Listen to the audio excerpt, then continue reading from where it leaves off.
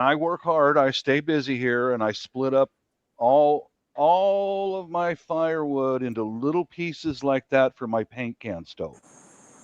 I took it from outside of my house and I put it in my garden shed. Now I've moved it out of my garden shed and put it inside the garage where we can take a short walk, grab some wood, go out and cook, come back in the house. I don't leave anything in my garden shed at all anymore. I Yeah. brought it all into the garage and I process it. I got the tools to be able to, just like I made a video the other day testing out those little pieces cooking on the paint can stove. That's what I do. I just take big pieces, make them into little pieces, and put them into containers that are water resistant. Yeah, good point. Bring stuff inside the house so that somebody can't walk around and grab it. Yeah. After a disaster, that people are going to be. I saw Yes, a sir. scene in Katarina, in America. I can come to your place, Chef. In America, don't get angry with me now. I'm not getting angry. You can Okay. pop over if you want. Good luck In finding it. America, in Katarina, this guy was walking with a telly. He had a telly, and the water was up to his chest. He just stole a television. Yeah, New Orleans, Hurricane Katrina. Yeah, they're all stealing TV sets. Like, what are you gonna do? You got no power. But you know what? I was like, where you going with that TV of all the things to steal? They don't think. They just see something that's expensive, and they always wanted one. They get it, and it probably didn't work when I got there because of the moisture. But people are stupid. So as well, things to beware of after a storm. I think someone did mention it earlier about confrontation. Be very careful, about confrontation in these situations as well. If someone does steal your stuff, is it worth? You got to really be careful. It depends on if they steal your TV, there's a flood, he ain't going nowhere. You can't use the TV. You go chasing after him. Not only might you get, you might flip in, you're going in that nasty water, chasing this guy with a TV. I was like, where are you going with that TV? Anyway, enough of that. Whatever. I'm not worried about somebody stealing my TV anyway. Welcome in, Mike. But your food, your water filter, your immediate things for your family, we've gone over that with how to protect yourself last week, and this is more right after it happens. Like, as soon as it happens, what do you got to protect? I don't think that the military's not coming for my food and all that stuff.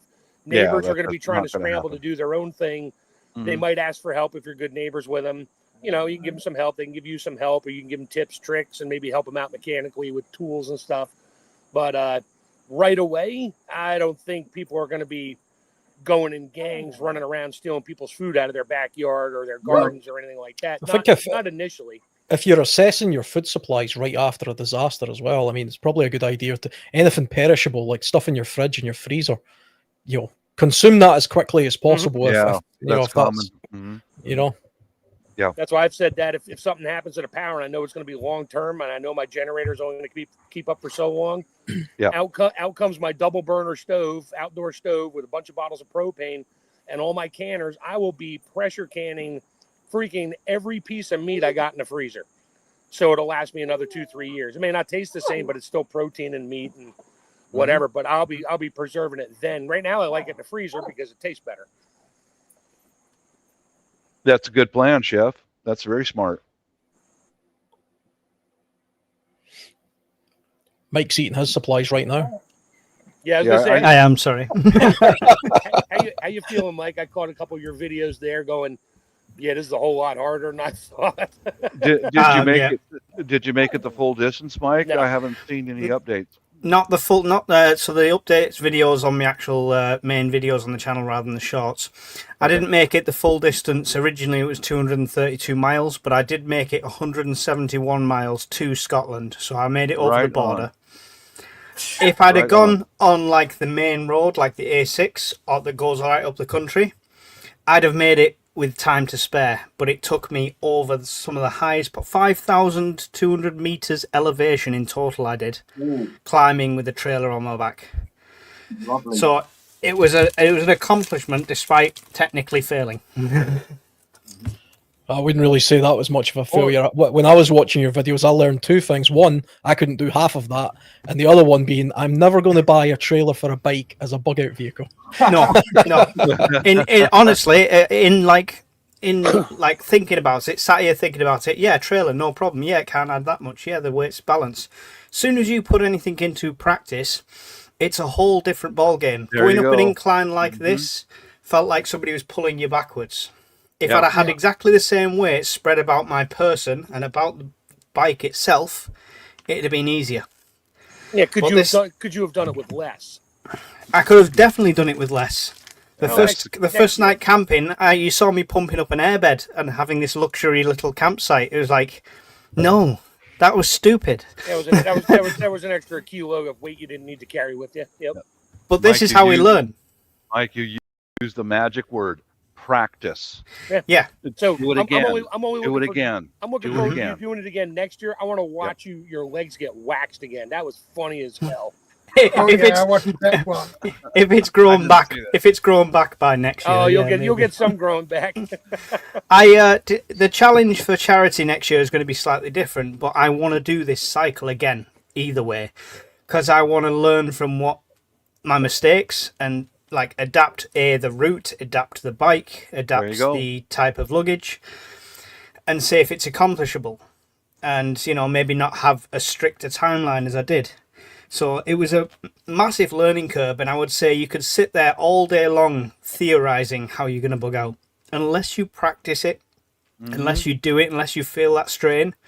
Just because you did it 10, 20 years ago when you were young doesn't mean you can do it now. So definitely test it. That'd be like me walking to my cabin. It's an hour away, or 55 minutes on the main highway.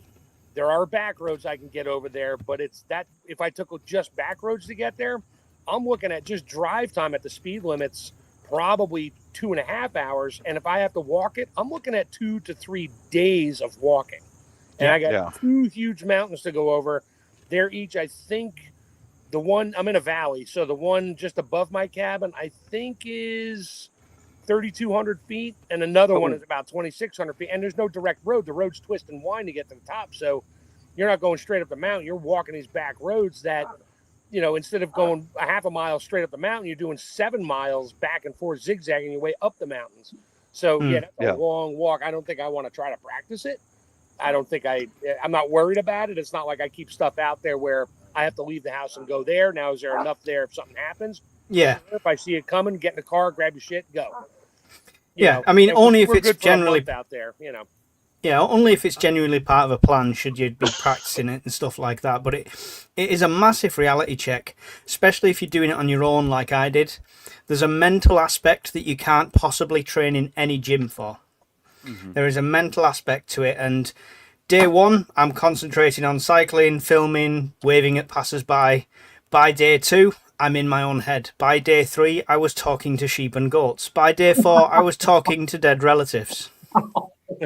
By day 5, you were introducing yourself to the sheep and goats. Just kidding. By day 5, they were answering back. That's right. But that's genuinely true. I was. None of these people were talking back to me or anything like that. But were any of these sheep married, Mike? Or, if you don't ask them, everything's okay. Different culture. Actually, someone made a point there in the chat. There, mistakes have a fully rubber tire that can't get even punctured. I mean, things like steps to immediately take. Is your car safe to drive? If there's been a disaster, maybe the tire shops are shut down, the garage is shut down. So do you have tools in your car? Making sure you've got it's not just food, water, but also like the gentleman said in the chat there, mistakes have a fully rubber tire. So have you got that spray perhaps? Because if you do get a puncture and you're trapped and you're thinking, okay, like Bob said earlier, if someone tells me to leave, I've got to leave. I'm going to leave. So is my car, is it fueled up? Have I got enough fuel? And Mike learned the lesson here, didn't you? Test it, because somebody suggested that slime stuff for my tires. I thought, great, no problem. Yeah, I ordered 2 cans of it. Great, it went in the bike. not a problem. But now you're carrying weight around for something you might Didn't- need. yeah, that's not the point. The point is, when I did get a puncture, guess what? The types of valves that are on my tyres don't fit them cans. Oh no! Oh no! Yeah. Practice. That's where you need to carry. You need to carry Yeah. a spare tube or two because Oh. they're even a tire. You know, if a tire gets shredded, like the one was popping out on So- the trailer. If it was a disaster scenario, example, taking this step immediately after it was a storm or something like that, and I had to get up to the missus up in Scotland in that same sort of system, and I'd set off the way I had with the trailer, by day 2 I'd have dropped the trailer. I always carry cable ties. I always carry duct tape. So I'd have dropped the trailer and strapped up anything I could to the bike. By the time I got the puncture on day 5, I'd have dropped the bike and I'd been carrying an on Shanks's pony the rest of the way. Obviously, because because it's peace times and I didn't want to dump the 1,000-pound bike, I didn't. Mike, I'm going to ask for a translation. I speak colonial English. What is a bike, whatever pony? What is that? Shanks's pony meat just means on foot. Oh, On foot. okay. Yeah, I'm a colonial. I am sorry. Sorry. Yes, good idea. We always say it: drill, practice, make yourself uncomfortable. Get out there for the weekend. Take your tent. Is it gonna? People got tents. They never tested it. I got my bug out bag tent. Right? Have you tested it? Like Mike just said there. That's a beautiful example. Someone said in the chat, have a power bank. Okay, you got the power bank. Have you got the correct lead? Yeah. But all of a sudden, okay, I've got a power bank. Let's get. Oh no, I've got the wrong lead. And then you've got to juggle the decision between the weight of a power bank versus carrying it. Now then you do something like Bob would do. He would hook up a car alternator to the back wheel of the bicycle, but not being run while you're pedaling. But every time you went down a hill, he'd turn that sucker on, charge the batteries up all the way down the hill. I went into the antique store just before I set off. I was hoping to find. You used to be able to get bicycle lights that had a little. Had the generator. Road. I still got one. Yep. I was looking for one. I couldn't find one. I wonder if they have those on Amazon. Let me just. I found versions on Amazon, but they were either overpriced or they were like underpriced. If you're going to buy something like a tent, don't try to go cheap. Like someone says there, a Temu tent. It's all right, darling. I've got a Temu tent. You say to your wife, your kid, let's get in the children, let's get in the Temu tent, and it lasts 5 minutes. Yeah, and a mosquito flying at 0.2 kilometers per hour blows a hole in the side of it. Yeah.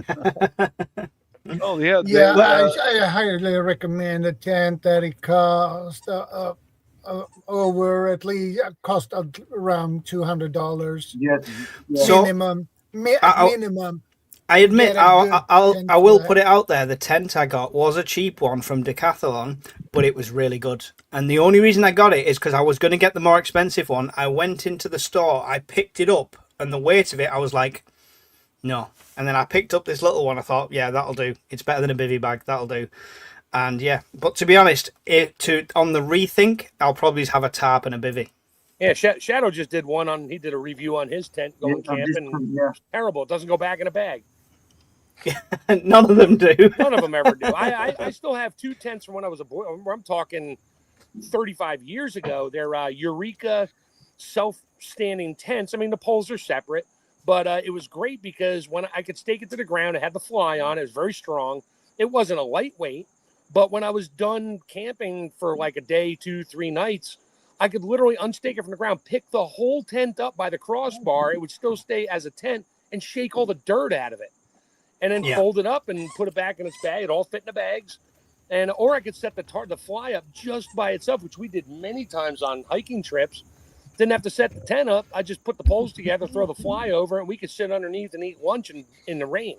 I will bet my bottom dollar that the reason for that is somebody thought, if we take an inch of material off this bag, we'll save 0.3 pence.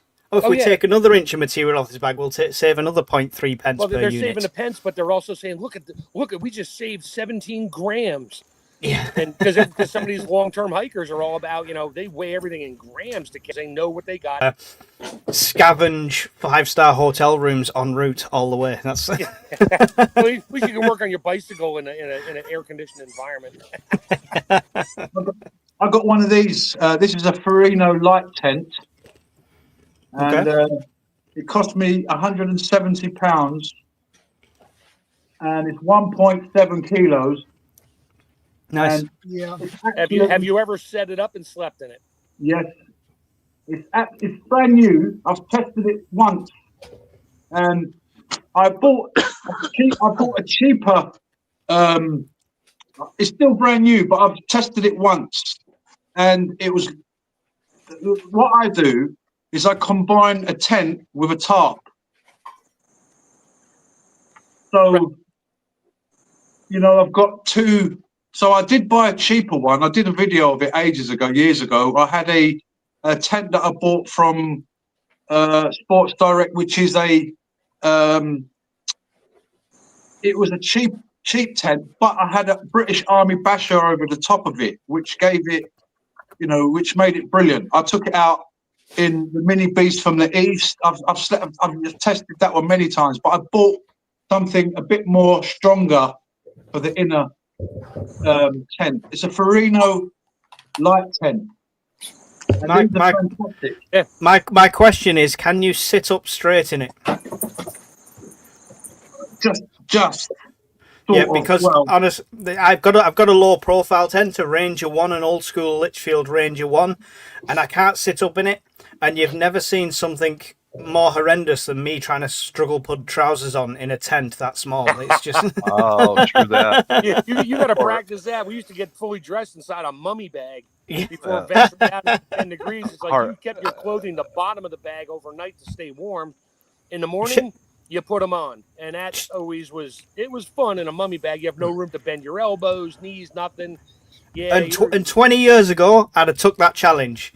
Now, I make noises to pick something up off the floor. Yeah. I know the feeling, Mac. I know that feeling. Now, we're briefly on the subject of tents and outdoor gear. Is that a Trust waterproofing? me, guys. Yep. Yes, trust me. Okay, you see that once a year. You see that's my old military issue jackets and hat. Nice. Once a year, I take those off the hook and I take them outside and I spray it down with this camp dry. Fellas, younger guys, trust me. That's a silicone base, isn't it? Yes, it is. Yeah. So ironically, I picked me. up. I had a bunch of cans. It's for I forget who makes it. Resolve for your carpets. When you get a new carpet, you spray it all over it, let it dry. Yeah, so you can spill anything on it and stuff. I've seen that. Literally the same stuff. I used to spray that stuff on my tent just to keep the waterproofing good. Doesn't weigh anything. It's like all silicone with a propellant. Yep. And when the water hit it, the water would just literally it would bounce off the tarp. It wouldn't even run down the tarp. It would just bounce off. I started using this years ago, deer hunting in the Cascade Mountains when I was in my 20s. And trust me, guys, get a few cans of this stuff, take your outdoor gear, hang it up outside. Do not spray this inside the house. No. You will regret it. No. But once a year, coat your stuff. I've even done it with my H harnesses and all that, because it's rainy in the UK like it is here. And if you get wet and you're out in the mountains hunting or whatever, you get wet, now your life is in danger. Yeah. Yeah. Especially as soon as that sun drops. That's right. Yeah. Even do it with your tent right there, dear. Yeah. Do it with your tent. I was telling you about that. I had the cheaper one. It's the Gillett one. Yeah. But this was about £30, £25. But I used it as an inner, and then I had a British Army basher over the top. I went out in -4, -3, and I had layers underneath my sleeping bag. What do you call it? Airbed? Not an airbed. The foam mattress, the foam pad. Yep. Yeah. Even treat that with this stuff and too. then underneath that, I had a reflective roll as well. One side was reflective, so I had about 3 layers. I was comfortable in a cheap tent, but I replaced that one with a much better one. It's worth spending that little bit. What's your life worth? Um, people go to a pub and spend £100 on the weekend. 2 weekends, £200. You've got a nice tent. I don't drink, so people go and waste money on clothing. Imagine, after an event and you're stuck in your little going out shirt, you haven't prepared. I mean, even things like this, is great because steps to take after. We were always talking about before. Yeah. I tell you, Yeah. That's why I live in jeans and a t-shirt, and I carry a hoodie with me. I don't care There where you I'm go. going. I have new jeans and new t-shirts, or maybe I have some nice shirts. But no, I'm literally, my whole life has been in jeans and a t-shirt forever. I don't care where I'm going. My jeans are always in good shape unless I'm doing something around the house. I'll wear the ones with paint and stain all over them. But I tell you what, Bob, I'm going to use that stuff on my medical kit. There you go. Put it. So I've got all over. a really good size medical kit. Turns out it's not that waterproof. In the trailer, once I opened the medical kit, when I needed it, all the dressings were damp. Oh, The whole thing. So lots of it needs replacing. But I thought, because it was a canvas medical kit with a really sturdy zip, and I thought splash proof. It didn't get dumped anywhere. That was just up spray. Your zippers. I would but put it all in a plastic bag in there. At least Yeah, I get that, but it literally only got a shower on it. It never like got soaked. It never got dropped in anything. So I was shocked at how unwaterproof it was. To be fair, just the humidity got into it from the rain, the 100% humidity. Yeah, more than likely, yeah. But it's proof in the pudding, right? This is why we test things. But an expensive lesson, but a lesson nonetheless. Let you know, Mike. This is about $15 a can. But it goes a long way. I'm going to find it now. And what's the name of it again, Bob? Sorry, I'll make a little note of that. Kiwi Camp Dry. Kiwi. It's on Amazon. Yeah, so here's what you do with stuff like that. Go to the Kiwi site and punch in MSDS sheet to see what's in it, and then go find like a carpet stain protector type thing and see if it's the same ingredients. And because they throw the word camping on there, it made it more expensive. But the stuff I use, Resolve for carpets, Resolve. It's literally the same stuff in there in a bigger can. Way back in the day, people used to use Brick Seal, but I don't recommend that. It's not very good for you. No, works the same way though. I tell you what, though, I will say a couple of things about tents if you're talking about using those as long-term shelters after disasters. Okay, tents don't generally last very long. No. When you use them for longer than a couple of weeks. I know this from some experience. Yeah. So it's a very good idea to learn how to construct your own shelters, even if it means you've got a tent, okay, which you're living in for an emergency, and you, over the period of a week, build a shelter around your tent. You learn to build a shelter around your tent. I'll say something else about we were talking a lot about the cost of tents. It is definitely the case that you tend to get what you pay for, but that's not always the case when it comes to certain uses for certain things. Now, you can get away with a very good sort of 60, 70 pound tent and get maybe a week or so out of it. It doesn't mean that if you spend a vast amount of money on a better tent. I've got one right here. I don't tend to use tents very often, but this is the best one-man tent in the world. Okay, this is a Hilleberg Solo. Right, this costs about £1,000. Jeez. And it's a one-man tent. Right, it's made for the mountains. I only use it when I go up high mountains. I've had does that for £1,000? Does that give you a massage at night when you go to sleep in it? It better. You'd think it would, but I tell you what, this tent is heavy. It's very robust, and it's worth the money if you're using it as a mountaineering tent. If I pitched this in the woods below sea level in the UK in the summer months, after 2 weeks, that tent would be in a terrible state. Because the moisture, the condensation, and just coming in and out of it and things like that, it would start to wear it down.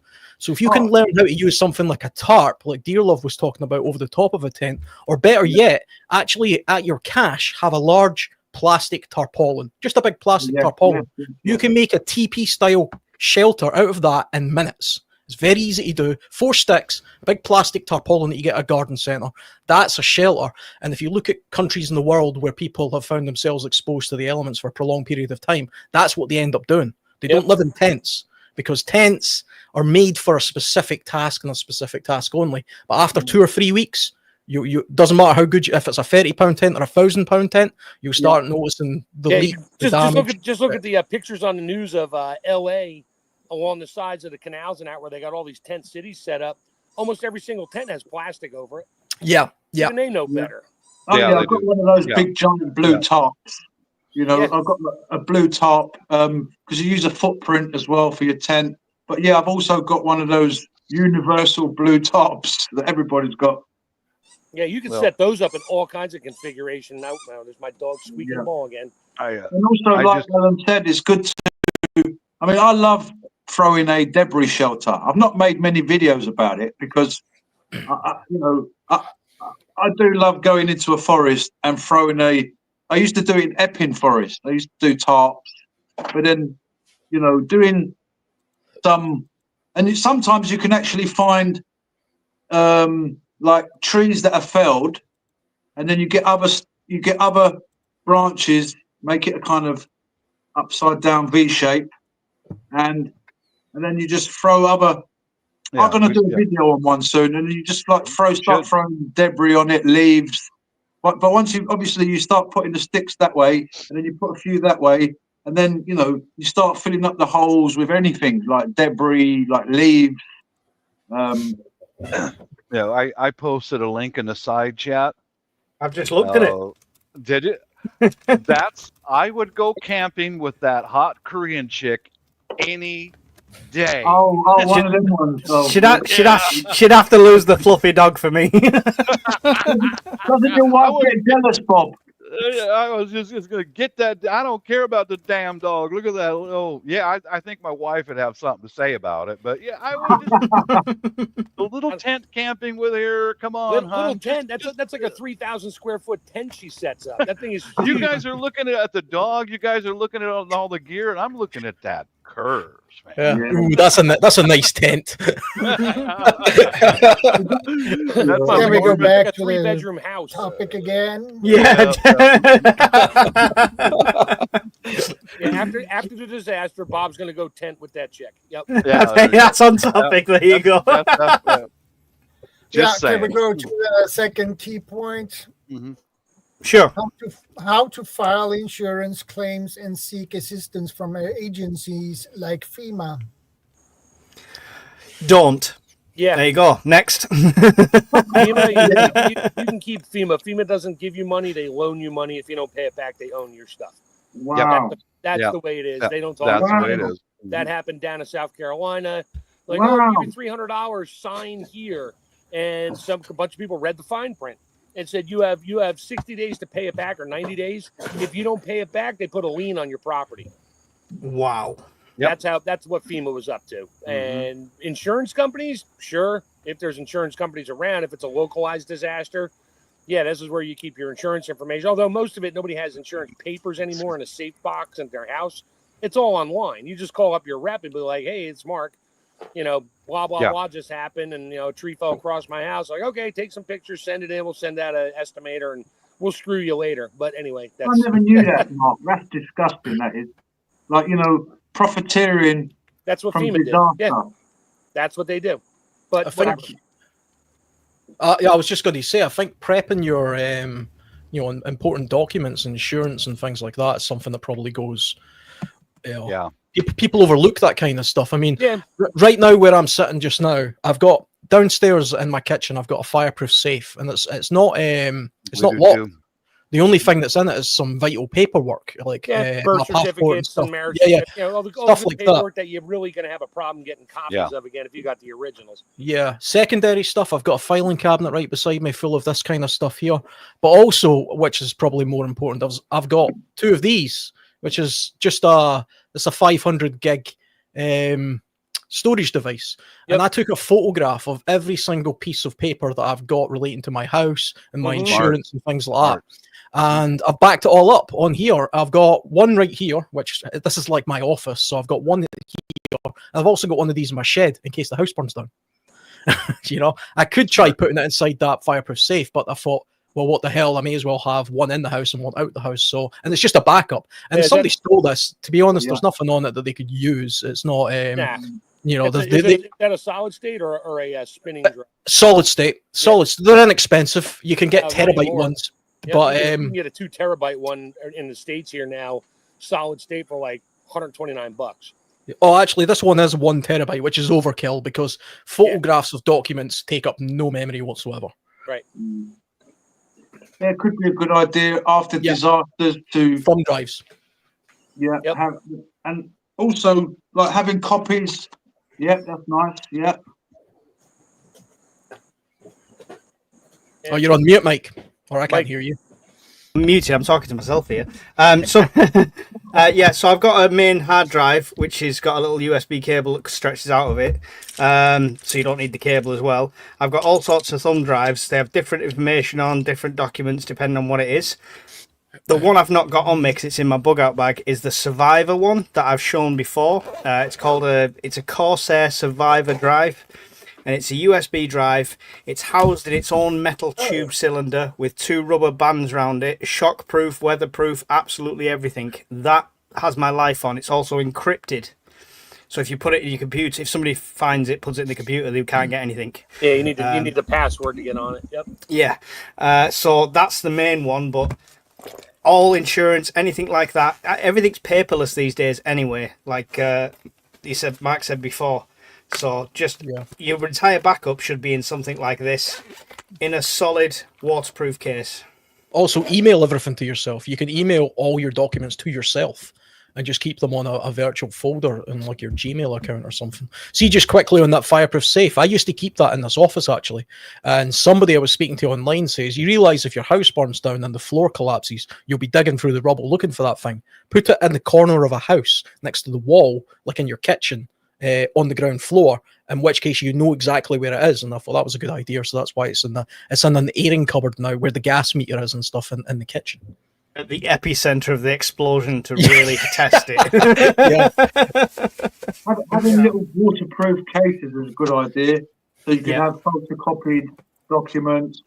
You could get these type of clear ones. There's all sorts of little things where you could put your photocopies in as well. And that's a good idea, Mark, because a lot of people don't read the small print, and you know, after a disaster is no good. So you know, you have to look up these things before. But I'd say steps to take immediately after a disaster is to look at all this stuff as well, to make sure you've got all your insurance and what have you, your photocopies of your driver's license, any banking details or whatever. But better still, like you guys have got those encrypted things, which is good as well. It's all good. I mean, I've got USBs and paper copies. So the only thing with paper copies is if it's to bug out or for an emergency evac bag, paper weighs a lot. As soon as you start to add that up, that's the only thing for me. Well, I don't know paper weighs a lot. That much paperwork. It's things like, you know, photocopy of your driver's license, your photocopy of your birth certificate, maybe a photocopy of your passport. You know, the most, you're not going to have like that much of paperwork. Like, you know, I mean, just a few little bits. You might have a couple of photographs of your family, you know. Yeah, definitely. Yeah. So we was talking about it earlier. Alan was saying we was talking about how there might be a secondary thing. So, okay, there might be things in your house that the fire hasn't got to yet, or the flood hasn't got to yet. A lot of people, they're like, well, we lost our photographs. They didn't care about the car, the house, the sofa, the TV. A lot of people were more like, wow, we've got family photographs that we never had. You know, so like the guys were saying, get them on USB, get some copies of them, put a couple of pictures in your wallet. And for morale, sometimes you've got a picture of someone, your loved one, you know. Yeah, nobody's risking their life going into a burning building for their insurance document, but for that sentimental piece, Grandad's medal, something like that, they will. Yeah, well, and I need to Hey, I'm gonna put bail out for a my little bit. I'll pop back insurance All right. Okay, Mark. information on a USB drive myself. I should do that. If you want a good basher tarp, the British DD. bashers are brilliant, but the DD tarps are good. Sorry, that was for Alan. Sorry. No, I was just going to say the same actually. DD Tarps is quite good. That's a Edinburgh-based tarp company actually. But the British Army Bashers, I did a video on that recently actually. They're my go-to. They're one of my favourite tarps. Very robust. But you can make your own. You can make your own literally out of plastic. They're not. There's no need to spend more than £40 on a tarp. Yeah, but I do highly recommend the British basher. Seriously, bomb-proof, and apparently IR resistant as well. Infrared. Yeah. So you can't, it's got infrared can't see through the British basher. Shadow, if you need to do that, put it on the documents and onto USB and stuff. I'm going to post the link. No, I'm not. That's not my link. That is Bob's link. I think, see, for insurance purposes and stuff as well, it's a good idea, like what Dearlove was saying about make sure you're actually insured for the things that you think because the insurance companies are sneaky bastards and will say that you're not insured. When we had that storm fairly recently in the UK, I only realised when I read my insurance that I wasn't actually covered for garden fences or sheds because it excluded outdwellings, which I didn't know. So every year when you renew your insurance, take that as a digital opportunity to actually read through what else is available and try and maximize the amount of cover you get. Sorry for the amount of money you're getting. Just I make that a yearly thing now. I've got a spreadsheet that says home insurance renewal next week, and then I spend a day just scouring insurance companies for the best price, but also what's the maximum amount I can cover for, like boilers, roofs, the main stuff. Yeah. Alan, what did your wife say about £1,000 tent? So she doesn't know about that. She thought it was 50 quid off Temu. I tell you what, I must have only spent 5 or 6 nights in that tent as well in the 3 or 4 years that I've had it. Because £100 a night, I can get you a good hotel for that. I don't use tents very often. I haven't used tents for years, apart from family camping trips. But if you're going to pitch a tent on top of a mountain in the winter, you need a tent like that. Don't go taking a Temu tent.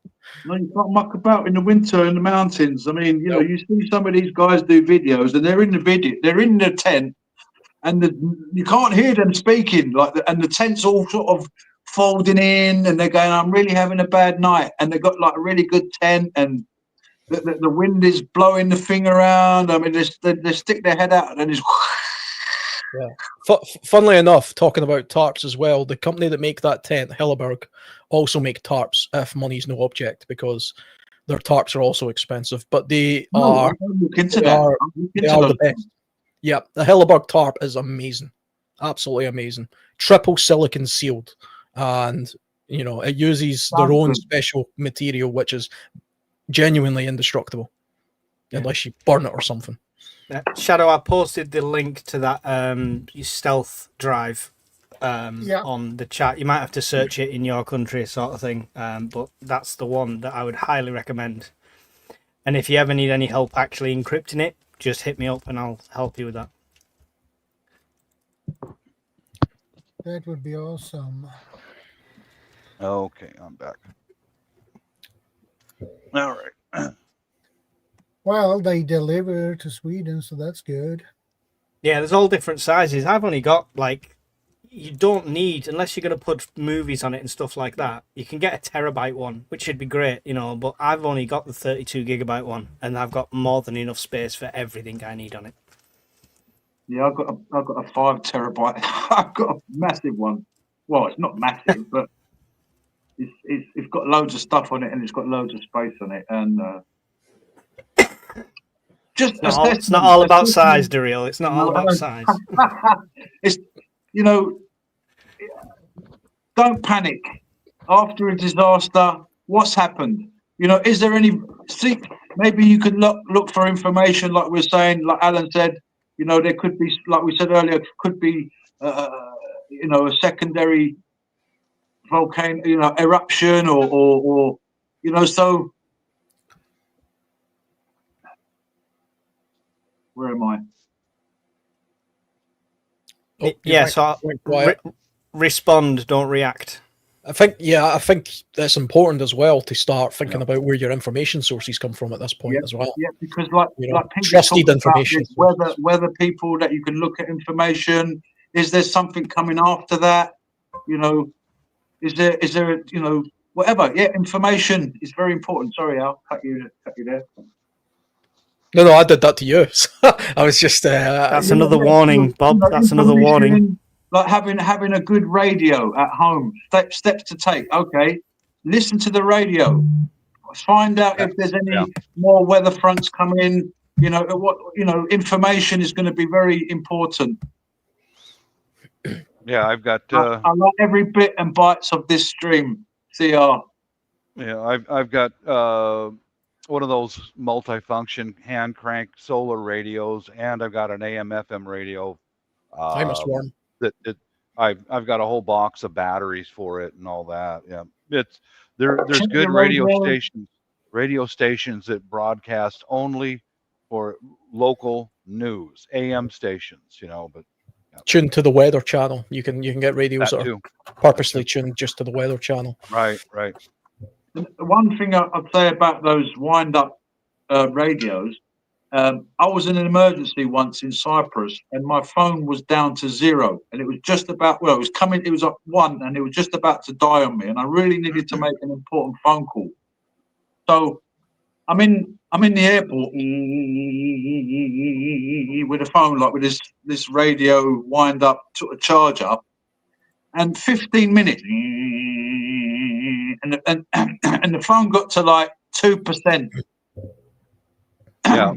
You try to make a call when it's killing the power, so I couldn't actually make that call. I actually had to go and use a different phone, so my phone, that charge. I mean, I don't know what one you got, Bob, but I'm just saying be careful with those, because it's also got a solar charger, and I've got all kinds of things to recharge. Yeah. I tell you what, some people overlook when you're talking about charging mobile devices and things like that, and a disaster, is people are terrible with cable management. Right? You can have a great charger and no bloody cable, right? See something like this. This is a three-way cable. It's three different types of cable. For iPhone, Android, USB, etc. All works off one thing. But this means if you just had that in your pockets, it weighs nothing. If you found yourself in a community center or something, and you were all charging up phones, you can charge up an iPhone and an Android phone and maybe another device just off this one little cable, and you don't have to carry a bundle of stuff with you then. And you might obviously, I have an Android phone, I don't have an iPhone, but somebody there might have, and so it's just something to provide a little bit of assistance. I carry. Just a side note on that cable. Sorry, Daryl. Side note on that cable. I've used it in that method before when I was on my cycle. It makes the charge time longer the more devices you attach. It is splitting the charge. Yeah, maybe do it one at a time or something. But at least it's different. Connect rather than carrying 3 cables. I've got one cable, which just has everything. It's good. Well, I just got my. This is my paint can stove, the official pot for my paint can stove, because paint can cooking does put soot all over the dishes, and I have a very strict wife. Don't you dare put no more of using my kitchen equipment out there on that camp stove. So yes, the ultimate prepping advice: happy wife, happy life. Don't piss her off. You need her. The Nokia 3210 doesn't require charging. It's nuclear powered. Yes. Disaster as well. Maybe it's a good idea to. Are you hydrated? Maybe have a drink, water, have a meal. To build up your strength could be a good idea. I don't know. I mean, depending on what's going to come after, maybe it might be a good idea while you're assessing, have something to eat, get hydrated. Sometimes people are in shock. They don't eat, they don't drink. If you've got to leave your location, did you have a drink when you left? Did you eat? Have you got the energy? You know, have you got the strength to go 5K with your emergency stuff, whether it's a bag? Might also be a good idea when you talk about communication and stuff, is to have something off grid that's not relying on just radio and phone and things like that. So Yeah. I've been looking a little bit recently into things like Meshtastic and stuff like that, which I don't know anything about really. Yeah, I've just been keeping it on. Yeah. On Mike's Discord server. There's a whole community of people that are into sort of ham radio and Meshtastic and stuff like that. Some of you guys might know more about it than me, but that's only something I'm now starting to look into as a means of having an outside communication or a network should the phone lines go down, you know, a means of talking to people across the country to find out what's going on in their area, because we're too reliant on social media and stuff now, and mainstream media is, you know, past the point of useless at this point. They literally just go off means. I'm pretty sure the BBC and Sky News literally just look at Twitter and get their news stories from there. Yeah, I agree with you there 100%, Alan. There are no journalists anymore. Yeah, I very, very, very seldom look at local or national news. It's all propaganda and BS, you know. There you go. Well, of course, because they don't want us to know what's really going on. They just want you to kind of know a little bit of what's going on. Mm-hmm. Just enough to be scared. That's all they want you, you know. Yeah, be worried, be scared, you know, but don't worry, we'll help you. What? Be worried, be scared, but don't worry, we'll help you. Okay. Communications and phones of days gone by. Do you charge them up? Do you keep them charged up now and again just to sort of tick over? Yeah, or? I've got the chargers for all of them. Not the SIM cards as such, but SIM charge easily. You can change the SIM card though. The device is the thing you really need, I'd imagine. Got a ream of chargers and cables to go with them and stuff like that. So, yeah, knock your 3210s in there. Old school HTC. I'm gonna try and use this one with mesh, so I've got a keyboard to type on. I've seen there's actually a Mesh Tactic device that already looks like that. I was looking at it and then got put off immediately with the price. Yeah, well, because of the price, I'm going to try and set that one up just to use that. Sony Ericsson, one of the best cameras ever on a phone. There we go. It's a good idea to make sure your stuff is charged up, you know, and don't just leave it for the last minute. I go through my electrical stuff every so often and fully charge it and make sure it's there ready, you know, when I need it. Yeah, I've probably not done that for a while. I'm just testing some of the powers here. I might have to do this. Before I bounce out of here, guys, after any disaster, gather your family and listen to them. Listen to them. I mean, I am the top dog in the house. I'm the man. I'm the, you know, they look up to me. But you've also got to balance some patience and good judgment with that. You know, don't be a jerk to people. Just listen to them. Stay calm. Because if you panic, then the rest of your family is going to panic. You know. You've got one of these. So, peace out, guys. Catch you later, Bob. See you later, Bob. Nice to see you again. Bye for now. You too. Good. I haven't looked at this. God bless you, Bob. I haven't looked at this charger for ages, and it's at 3 now. Well, it's over here. It's at 3. So now I'm going to top it up. But I haven't looked at this for about a week or two. Oh, it's turned itself off. But if I turn it back on again, it's still got loads of. I've actually used this to start cars. I was just going to say that looks like the one I've got. It's a jump start one as well, isn't it? It's a jump start. You can start cars with this. You can. It's got a light, and it's got. Where are they? It's got the on this side. It's got the obviously the power, or you can. Where's the other side? Sorry, you've got the USB and charging points right there, and then on this side, this is the cables for charging your car. So you've got the pack with it, and that comes with a jump start. It comes with one of those cigarette lighter connectors, and you can make it out in there. You know, Yeah. the cigarette lighter connectors? Yeah. 9-volt. That's awesome. Cigarette lighter connector. And this basically can charge up my phone loads of times, this charger, and it starts the car up as well. So in an emergency, try to make sure before that your stuff is charged up. Mate, just get into routines. You know, as preppers, we get into routines, rotating food, water, what have you, other bits, testing our tents, testing our gear, and you know, making sure you're topped up. You don't want to go, oh, there's a big emergency, and you've got there's a big emergency, and you've got a quarter tank of fuel. You haven't sort of prepared. Yeah. Yeah, I was just looking for my one as you were showing that, and it's actually on sale. I paid £43 for it. It's $23.99. Well, pretty much what Daryl loves is holding up there, so it's a no-brainer for most people to pick something like that up. Tell you what, £90. I bought this for £90, half price. Yeah, It was yeah. £180, and I got it for £90, and it's absolutely fantastic. I recommend this to anybody if you can find them.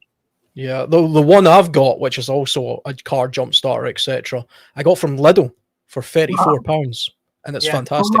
I think the prices have come down massively because they've had lots of reproduction on them now. Yeah, it's really good. You get yourself a charger. You can charge your phone. You can charge your car. You can get your car started. You can help somebody else in a situation. You can charge up multiple phones. What's the next key point, Shadow? Yep. Sorry. Next key point is the psychological impact of a disaster and how to cope. Oh, that plays well. Well, after a disaster, when the disaster is going on, well, you will go basically on autopilot. Basically, but when everything is over and you begin to relax, yeah, it will hit you like a sledgehammer. The sudden realization of things that have changed and things that are beyond your control can easily pull you down into that doom and gloom and despair. And I think Daryl's touched on it quite a few times. Being mentally and spiritually prepared is probably more important than any item we'll hold up in front of you now. And it's not something you can show. It's something you can acquire over time. I think panic and fear also leads to a lot of mistakes, especially in these kind of situations. So if you try to maintain a level of routine, that can go a long way to sort of keep it, especially if you've got young kids. So you still have a dinner time, you still have a bedtime, you still have these things in place to a normalization of what's going on, even if something abnormal is going on around about you. People in the Second World War used to swear by that as a notion. It doesn't matter if the Germans are bombing, we're still having our supper. Do you know what I mean? They had that mindset purely because, especially over a long period of time, like 4 or 5 years of a conflict, you have to have a normal family routine in order just to, function properly. Because you can't always be on edge. You can't be the hypersensitive prepper or survivalist because you go bloody mental after a while. You would lose your mind. You have to get into a more coherent routine, Yeah. Yeah, and don't completely shelter them from it as such, but you explain things in more logical terms, I suppose, is the best way to say it. My son asked me about China today. He asked me if China was going to bomb us. Wow. How old is your son, Alan? He's 8 years old. Wow. This is what I mean. It's something in the schools. My kids are the same at the moment. I don't know where he got it from. He says he doesn't know where he heard it. I think he might have heard it on YouTube because he watches lots of YouTube. But I think it was the parade thing. I think he's seen that and said, "Are they about to bomb us?" type thing. And I had to reassure him that was highly unlikely. The Russians are the ones you need to watch. I never said that. But I was surprised. They pick it up young. They know what's going on. It's scary because my kids have come out of school saying a few things, and I mentioned it in a fireside that we did the other day, a live we did the other day, that he was upset to the point of he was worried about World War III, and he was 7. Wow. And it was because of what they'd said in school. Wow. And I literally took him into the prep room, which he'd never been in. He just thought it was Dad's room, and showed him everything and said, "Don't worry, if anything happens, we're covered, we're all right," and stuff like that, and explained it to him. And he slept soundly that night. So it was good in that way. But what are they teaching them? Yeah, nothing good. I remember the first time ever being afraid of nuclear war, and that was from Terminator, watching Terminator as a kid. Wow. But that was also, when you're a kid, you take things like, I literally believed it was a single bomb that wiped out the whole world, and there was a man with a button, which isn't entirely true, but not far off. Not far off. It's almost like they're conditioning people. It's almost like they're telling people what they're going to do before they do it. And they put them in films, and it's almost like they're conditioning people. I just got a quick story. When I was a youngster, which helps me, we're talking about mental and psychological and spiritual, being able to handle a mess, a complete mess. And I've got a little bit of experience in the sense of, when I was little, my mum and dad divorced. I'm going to tell you, I don't want to, it's not a sob story, but we had to literally run out of the house because the stepfather, my mum was scared. And it's almost like we had to bug out as children. We had to leave that area and go and sleep at someone else's house. So I went through a lot of, and this never happened once. It happened quite a few times. Police coming to the house. I'm not going to give everyone a sob story about my life, but it made me stronger. But anyway, I went through experiences as a child that no children should be going through. And the reason why I say put yourself through hardship is so that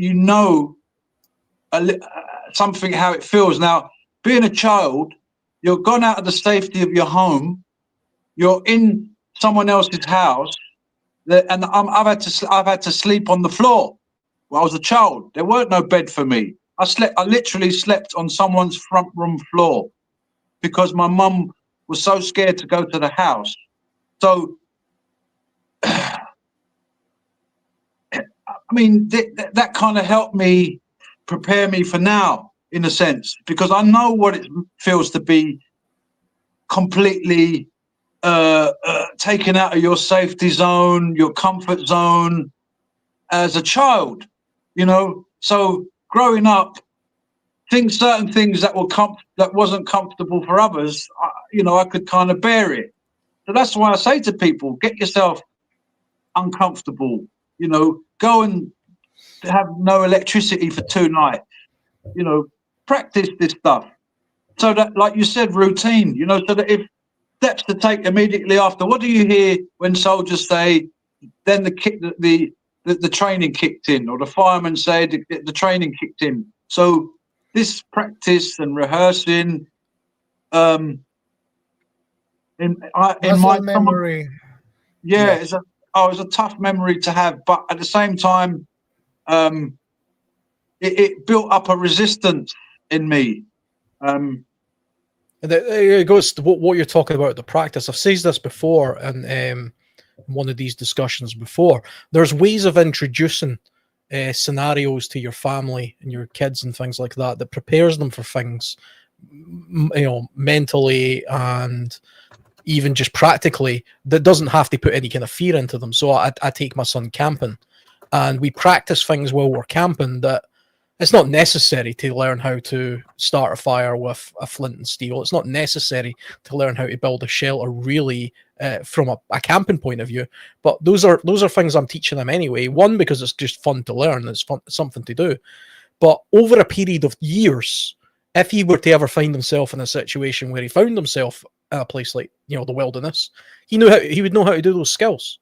And it's not because I drummed into him from an early age that, the world might end or something, and you might find yourself out in the woods building a shelter, because that would just provide an unnecessary level of concern you know, that especially children don't need to be hearing stuff like that, you know. So I mean, I grew up learning how to camp and fish and hunt, and it wasn't because my father was interested in prepping or survival. It was just because he was an outdoorsman.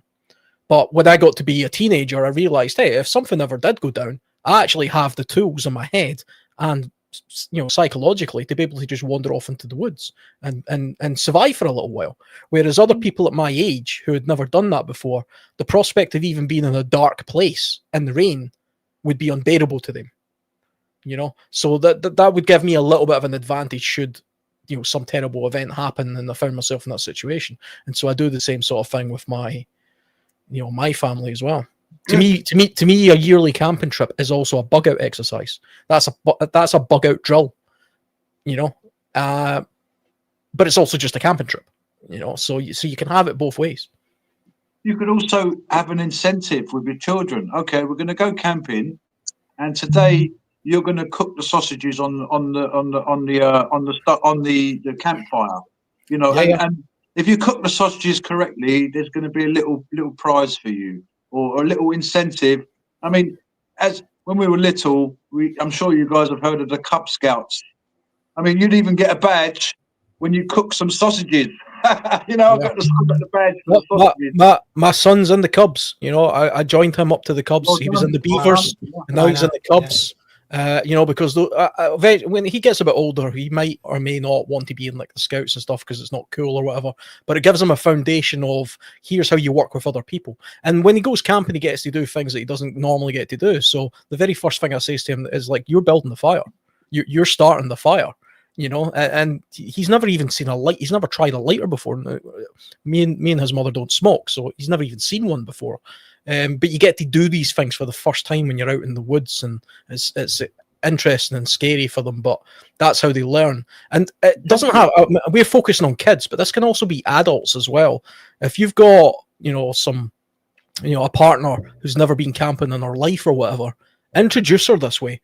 Let's go for a camping trip for a night or two. It's fun to do anyway, and what you're doing is you're conditioning them to be a little bit more prepared.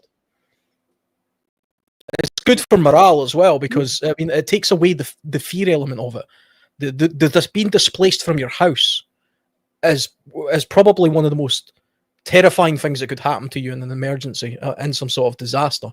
And you know, if you find yourself living in a shelter or living in the woodlands or whatever. So having most of your fear taken away because you know that you have the tools to be able to do this takes away the anxiety, and then you can focus on the other stuff, which is the actual emergency itself. To me, the emergency is not being in the woods. That's just what I do. The emergency is the emergency. But to a person who's never done that, they've got emergency after emergency after emergency, if you see what I'm saying.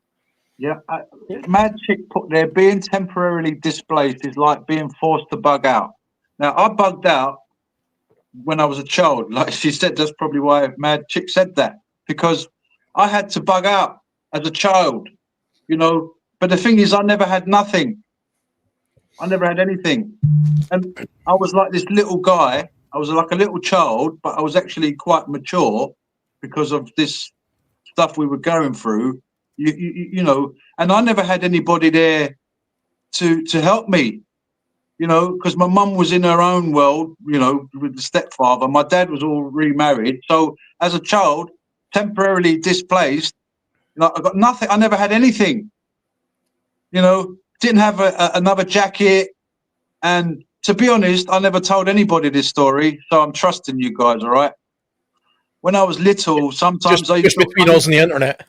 I used to wet the bed when I was a little boy, tiny. But that was from fear, maybe, you know, from fear of what's going on in the house with the stepfather. Anyway, so I did actually wee on my my mum's friend's floor, you know.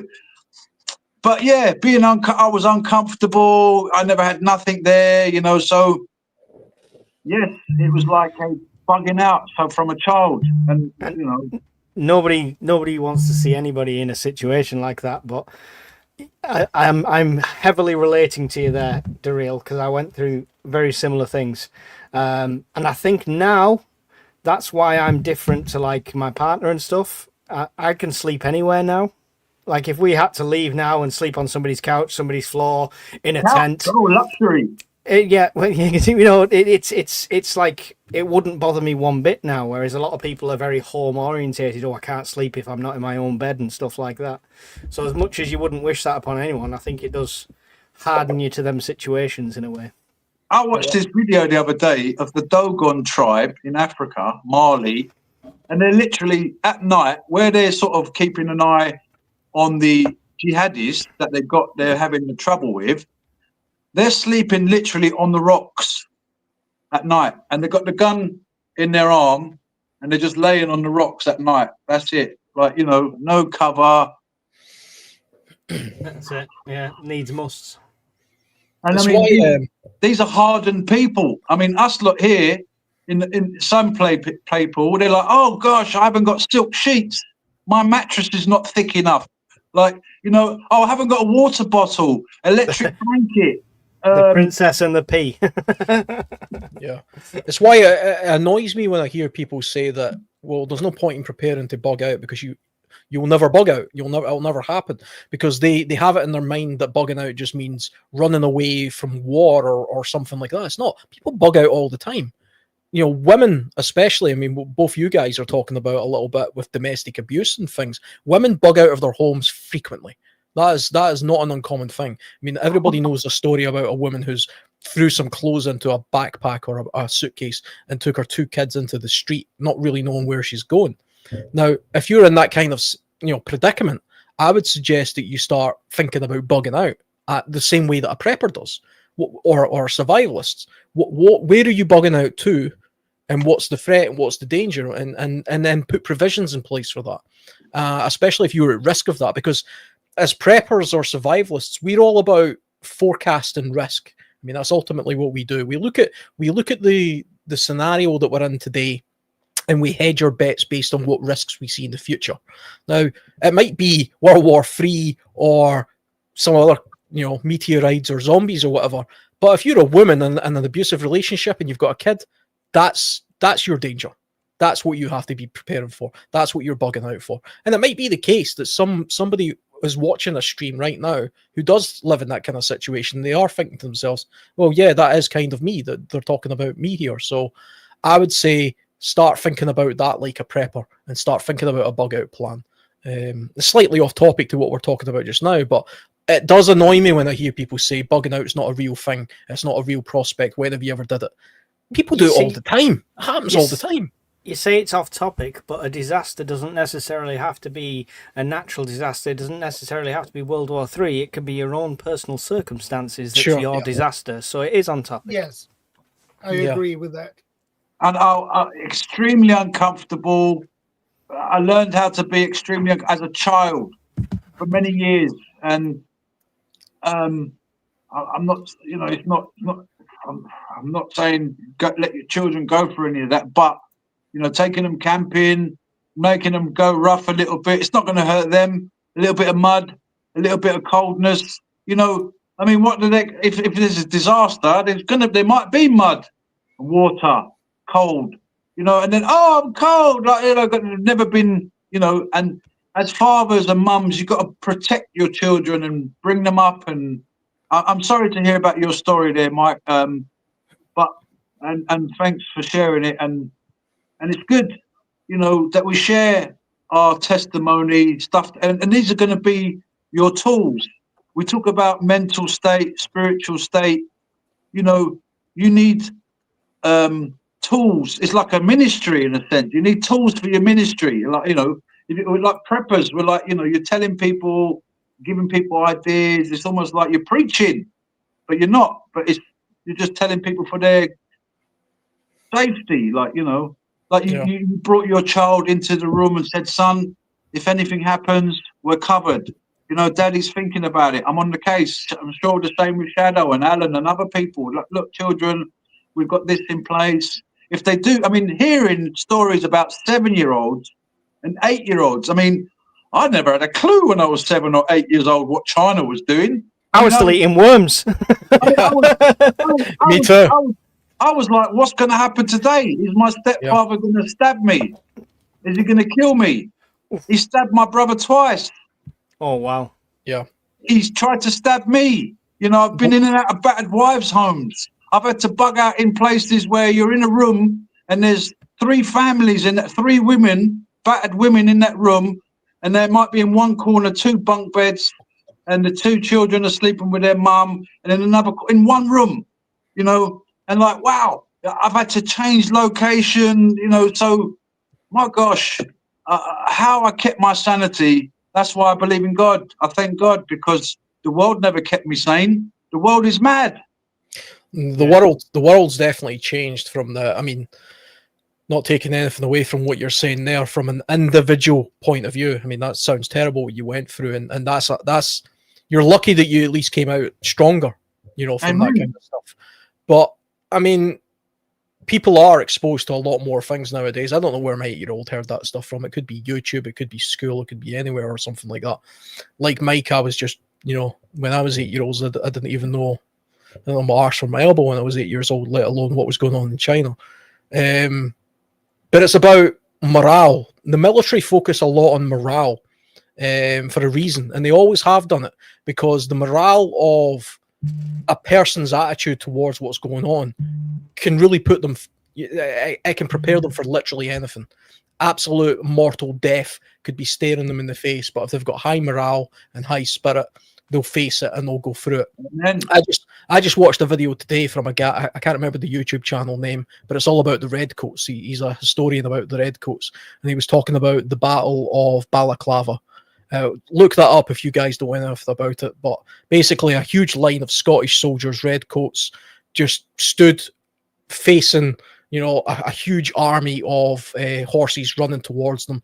And you know, they stood there. They thought they were going to die. That was the first time they'd ever like used this particular rifle.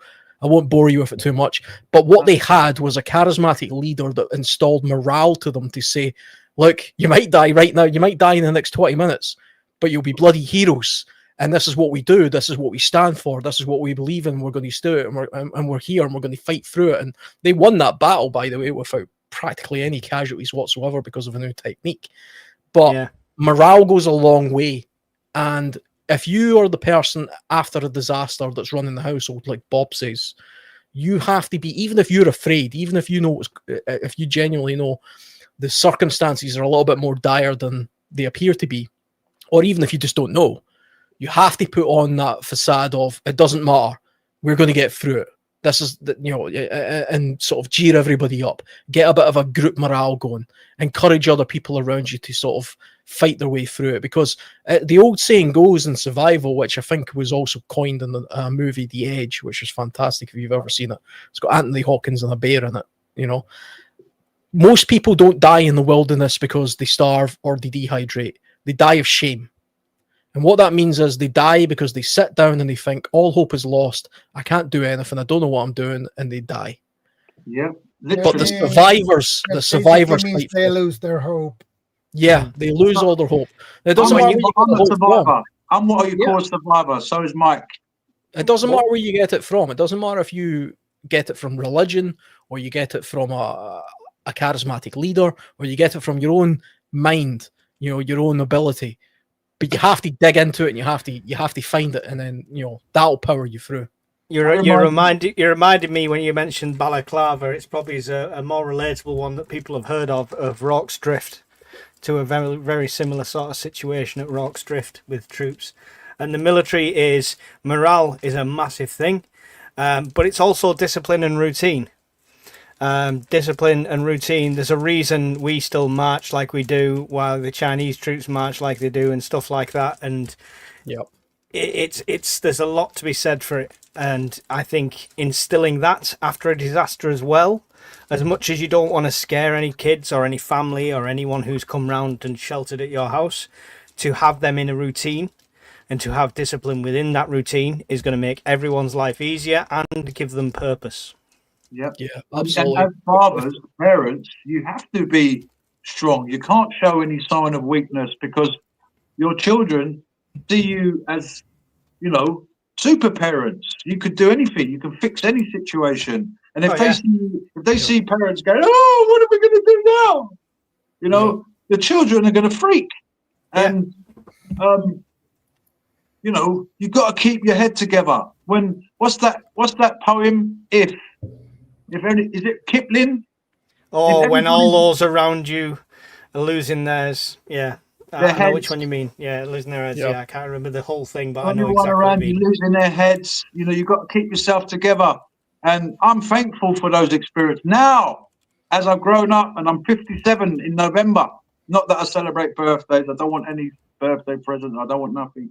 Anyway, you know, so I'm sort of thinking, I never knew today I'd be sitting here talking about this subject, and I never knew that what I went through would be relevant. I just, you know, I never knew it would even help anybody else talking about my stuff. But obviously, you know, we're talking about survivalists, surviving, prepping, blah blah blah. I mean, I survived, you know, through that.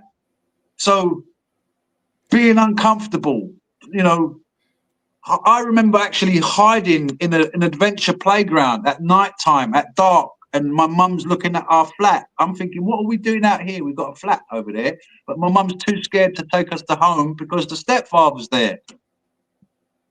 And we're in an adventure playground in the dark at night time, you know, cold. So what are we doing here? And then my mum's trying to figure out where we're going to go, you know. So as parents, you've got to be strong, and you got to seem to have a plan, even if you haven't got a plan. If that makes sense, I don't know, you know. But I'm thinking, if you haven't got a plan, what are you going to, like you just said, sit down and die? What was that film? I made a note. The Edge with Anthony Hopkins. Anthony Hawkins. Oh, if you've never seen The Edge, you'll enjoy it. No, Anthony Hopkins. You're right. Yeah. Hopkins, Alec Baldwin's in it as well. Alec Baldwin, I might have seen it. Yeah, so, you know, look, put yourself through hardships. You know, turn the electric off for a day. You know, go hungry. See what it feels like. You know, everybody gets pampered in this society. So pampered. You know, I did a video where I didn't eat for 5 days. That was brilliant. Interesting. Yep. Yeah, you could definitely push the limits. I mean, there's a survival myth that I hear all the time that you can't survive more than 3 days without water. I'll tell you right now, you can survive about 7 or 8 days. I've personally survived 5 on a dry fast, so I know you can. Well, I mean, I think I think the reason they say that is so people have a ballpark idea, right? Yeah. Well, if you started giving them real numbers, they'd all be. But if you say 3 minutes without air, 3 seconds, I mean, people can hold their breath for longer than 3 minutes if they need to as well. It's a very nice sort of rule of 3. It's easy to say, you know, 3 minutes of this, 3 minutes of that, etc. But it's really just a demonstration of you can generally do more than you think you can do. So don't be too tethered to the idea that, damn, if I don't have a drink of water in the next 3 days, I'm going to drop dead. That's not true, you know, especially if you've got the mental well-being to sort of push your way through this. But I mean, this goes back to looking at our subject. You have to know what your own mental capabilities are, the same way you need to know what your own physical capabilities are. Like Mike was talking earlier, what you can do when you were 20 is not the same as what you can do when you were 40. And the only way you can figure this out is by being honest with yourself and bloody going out and doing it. And that's the same with the mental stuff as well. Now, it doesn't matter what tool you use to sort of get your mental focus and your morale focus, whether it be from religion or something else. I'm very into meditation and mindfulness, so that's a tool I use for certain things. But you have to know what it is and you have to practice it. Like everything else, your mental and your mental abilities are like your physical abilities. They go hand in hand. They're exactly the same as well. You can definitely argue that what you call meditation and mindfulness is what I might call prayer. Yeah, sure. You're the same thing. You're just saying it to yourself, right? I think psychologically, from a neurological brain chemical point of view, I think it's identical. Yeah, you know, it doesn't matter. I'm focusing on breathing and thoughts, and somebody else might be focusing on a mantra or a deity. Yeah. But the brain interprets it identically and genuinely helps. It genuinely works. It's not a woo-woo. You know, praying really does work. Meditation really does work. Anything like that works. So when I stopped smoking, I was smoking 40 a day, normal cigarettes. I know I vape now. Yeah, I was working on the railways at the time, so it was like to stay warm, you would chain smoke. But Wow. I went from that to none overnight. I read a book. It was called Alan Carr's Easy Way to Quit Smoking, and somebody bought it me. Yeah, somebody bought it me as a Secret Santa gift, and I was raging. I thought, you preachy masters and all this. Is blah that blah blah. the comedian Alan Carr? No, it's not. It's not the comedian Alan Carr. No, that's a strange one. It's really good, and he picks up key points that people already know as smokers, but tend to not acknowledge. And people who smoke because they're stressed is one of the key things I want to pull out to relate to what you're saying. When you go out for a cigarette for 5 minutes because the kids are stressing you out, or for 10 minutes because the kids are stressing you out, time how long that takes. Next time the kids are stressing you out, go outside and just stand there and breathe for that same amount of time. The cigarette didn't stop the stress. The break from the situation stopped the stress. Nicotine actually makes you more stressed. Just throwing that out there. Yeah, even if you feel that it calms you down, it doesn't. So yeah. And I only vape now because I had a slippery slope during lockdown, so we won't go into that. I've definitely heard it said that a lot of I've never smoked, by the way, so I don't really know. I've heard it described as kind of being hungry, when you need, that kind of smoking addiction. But I've heard it said that people who say, I have a cigarette because I'm stressed out, and like, no, the stress you're feeling is from the absence of the nicotine that you're addicted to. If you didn't have that, you wouldn't have that in the first place. But then all people feel stress. It just depends on how you deal with it, afterwards. For me, it's a mindfulness practice, which is very easy to do, Right. Hopefully this is okay, Shadow. I am going to post a link to this book because stopping smoking is probably one of the best preps you can ever do. Yeah. And I would never try and sell this or anything like that. As soon as you finish with the book, please pass it on to somebody else because it's about the people stopping more than, you keeping a book on your shelves. Once you've read it once, you won't need it more than that. I tried every other method. None of it worked. This worked overnight. And my partner at the time was still smoking 10, 15 cigarettes a day right in front of me. Didn't even bother me. Didn't even have a craving. So there you go. Well, I've heard smoking is harder to get off than heroin. I don't know if that's true. It is, but this honestly, it's the weirdest thing ever because I had tried nicotine patches. I'd tried the NHS hotline for it. I'd tried going to vaping at the time. I'd tried the sprays. Literally, I'd tried everything. I'd tried pure willpower. My brother took Champix, which is almost like a beta blocker for your brain. He chemically stopped smoking because it's every time you crave, you take this beta blocker, which I didn't like the idea of. But this book, turn the last page. My ex-partner at the time was smoking a cigarette right in front of me. I still had cigarettes in the packet, just didn't want any of them. That was it. It was done. Brilliant. And how long have you been smoking? I'd been so 18 years, 19 years potentially.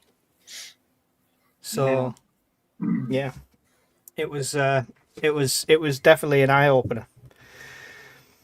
Maybe that could be a good idea after an emergency, coming back to steps to take to evaluate the situation, to have a kind of group talk, and to make sure everybody's calm. If there are any fears, I mean, quite often you might see in a film you might see a little girl whose only comfort is a little teddy bear in a moment of disaster.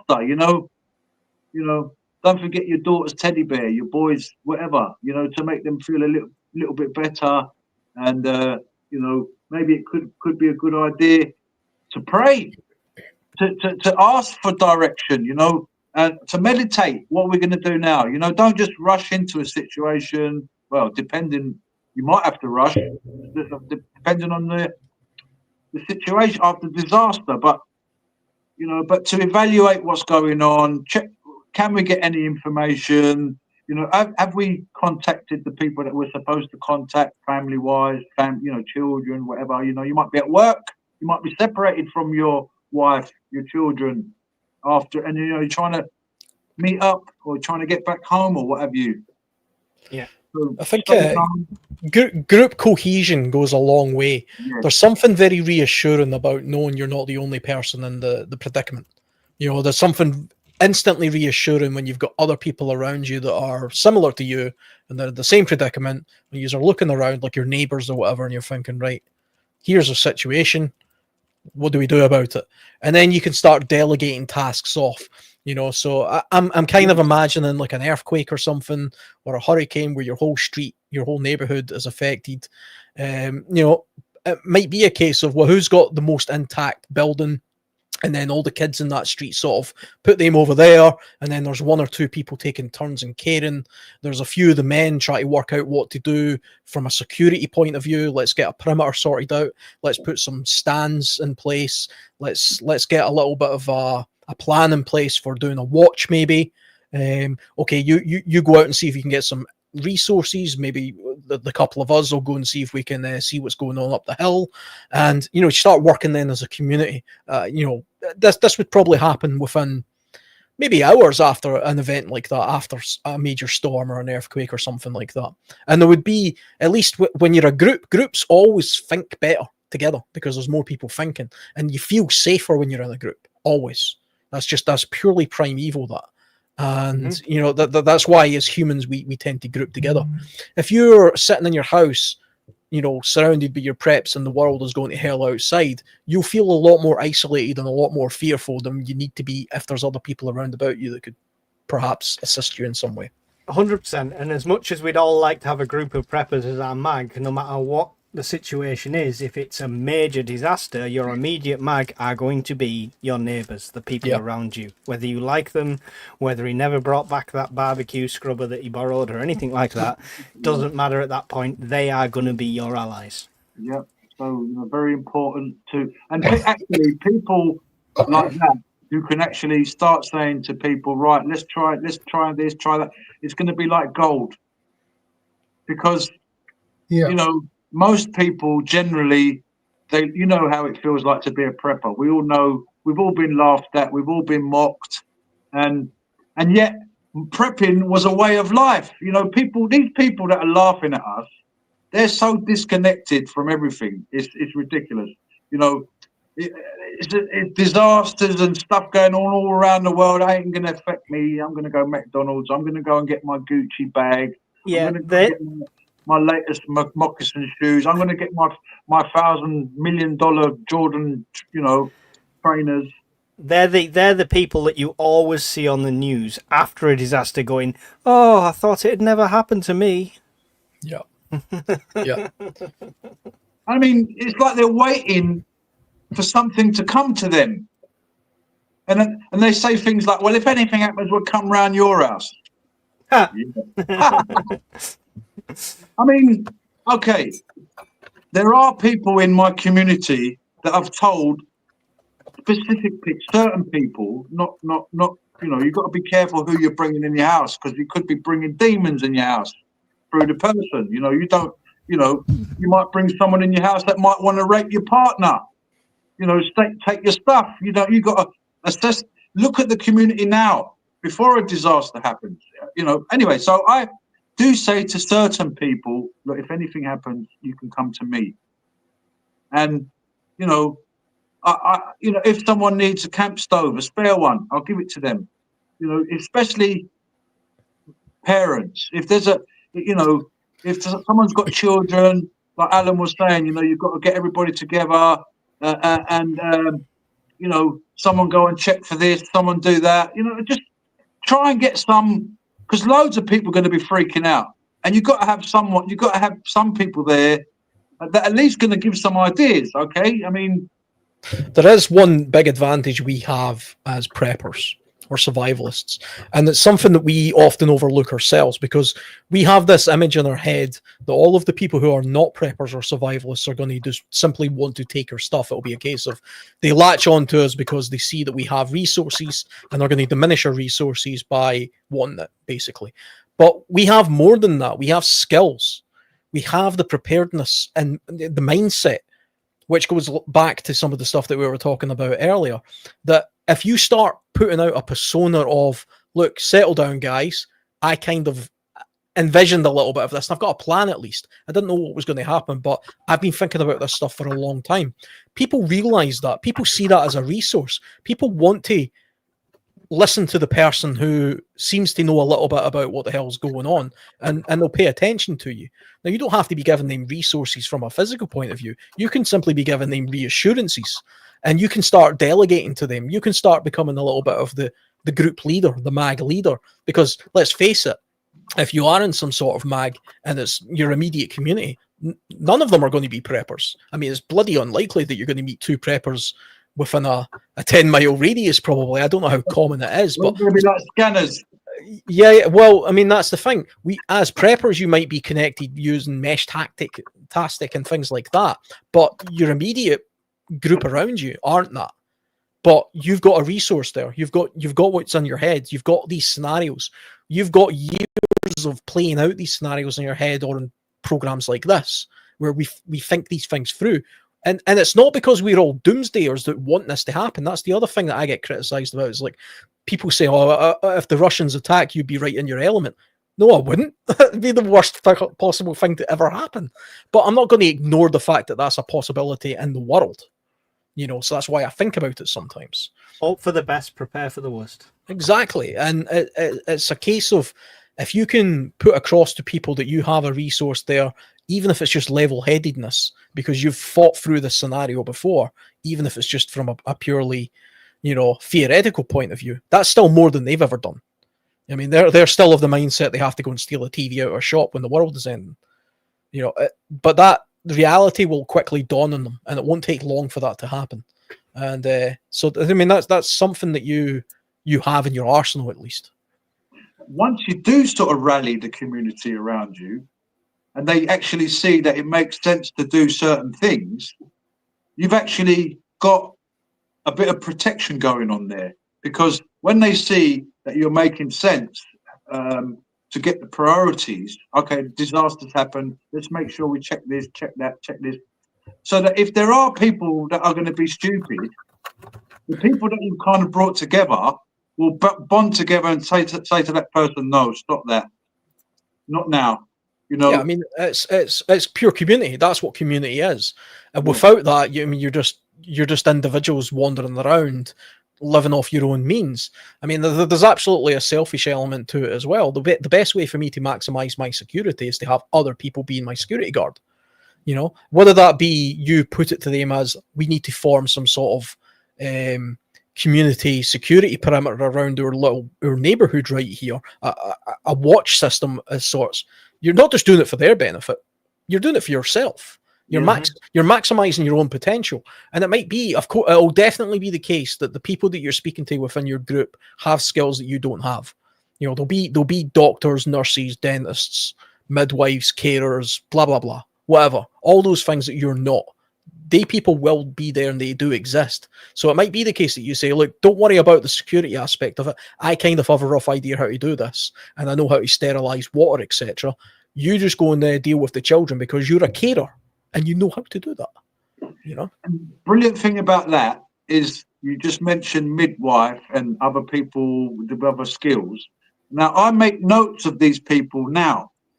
Oh, I know this lady around the corner. She's a midwife.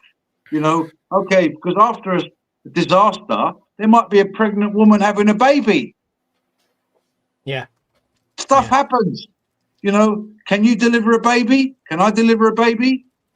Oh, but I know a midwife who lives across the square that can. Oh, I know a doctor who lives around the corner. Oh, my car won't start. Our truck won't start. We need to go and get some supply. Oh, mechanic. I know John, the mechanic, around the corner.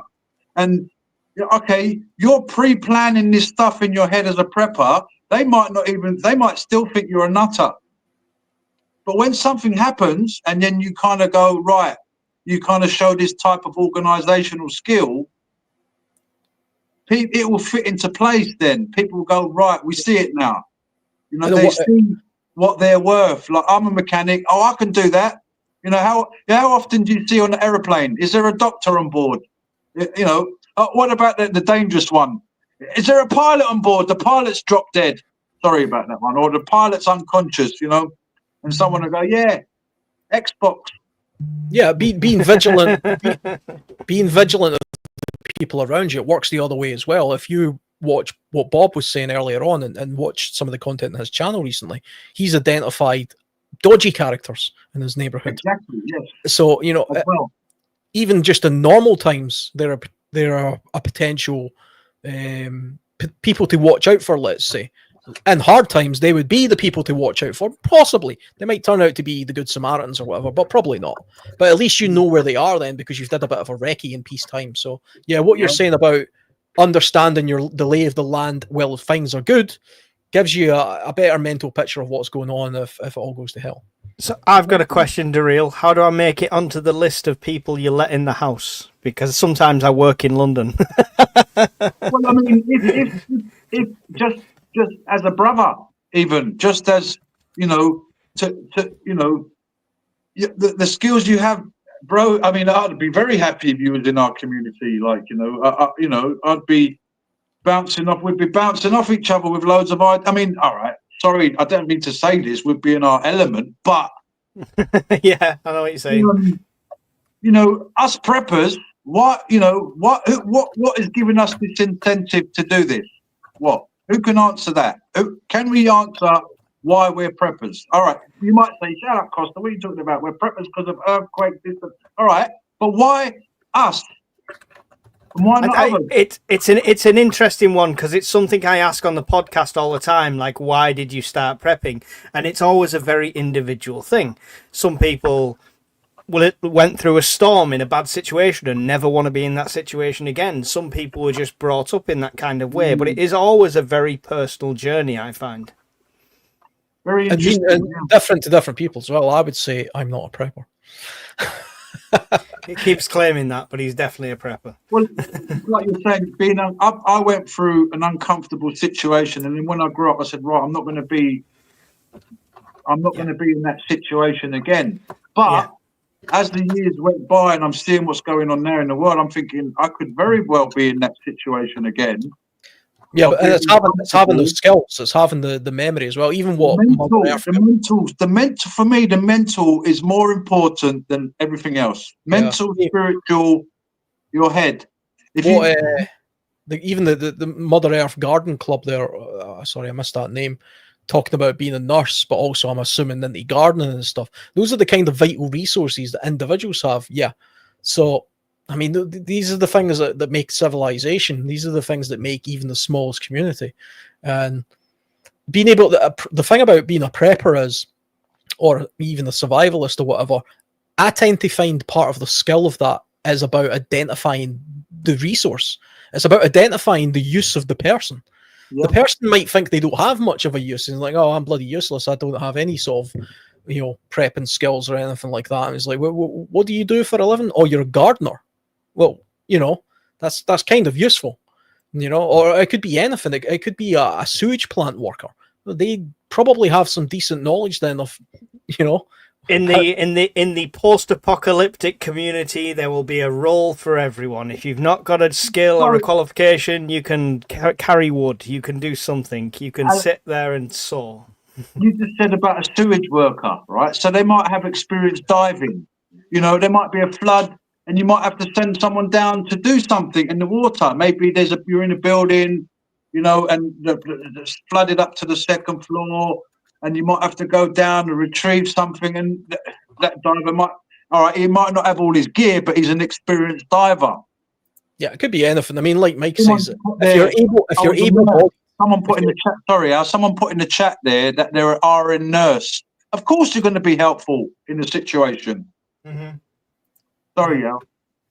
Yeah, I mean, I was just also saying that, I mean, even if you're just a young person and you haven't got any skills whatsoever, if you're able-bodied, then yeah, you're carrying wood, you're doing stuff, you're being delegated jobs, you're being given tasks. There will be people in situations that, the same way there are people now who have no real use in the same. Maybe they're incredibly old, or they're disabled, or they're babies. A baby has no use really in a survival situation, but that's just part of being in a society. So it's about then having people round about them to care for them and bring them the resources, because that's part of what being human is. I mean, it's not a case of Mad Max style survival of the fittest, just me, my dog, and my car type stuff. No, we live in a world where we have people around us that rely on other people. and people who can be delegated certain tasks, whether they be mental tasks or physical tasks, etc. And the benefit, I think, again, of being of a mindset like we are, is identifying what those immediate needs are and the long-term needs, and allocating them and delegating them, even and for the stuff that we ourselves don't have. You know, because it's impossible to be a sort of jack of all trades, knower of everything. You know, I personally know very few of anything, so it's one of those things. Yeah, when I was a child, going through what I was going through, I had this voice in my head, and it was just, everything's going to be all right. Everything's going to be all right. You know, and reassuring people is going to be very important. That like you said, Alan, with your children, Mike's children, you've got to be able to reassure them, that little voice, it's going to be all right, son. It's going to be all right. And this voice in my head, whether it was God, whether it was me thinking about myself, I don't know. Maybe it was me comfort. I know it was God. And for me, it's not about religion. You know, straight away when someone talks about God, automatically people go, "Oh, you're religious." Actually, Jesus hated religion. He picked out the leaders in the church and said, "You people are of your father, the devil, who was a liar and a murderer from the beginning." So Jesus had a go at these so-called spiritual leaders who were actually fake. Now, God is love, you know, and love helped me through, you know, in the sense of, you know, there are certain people that you meet in your life that help you as well, to understand, like someone put in the comments there, you know, I've had to battle depression. I had to battle anxiety. I had to battle PTSD, you know, and God has helped me come through that.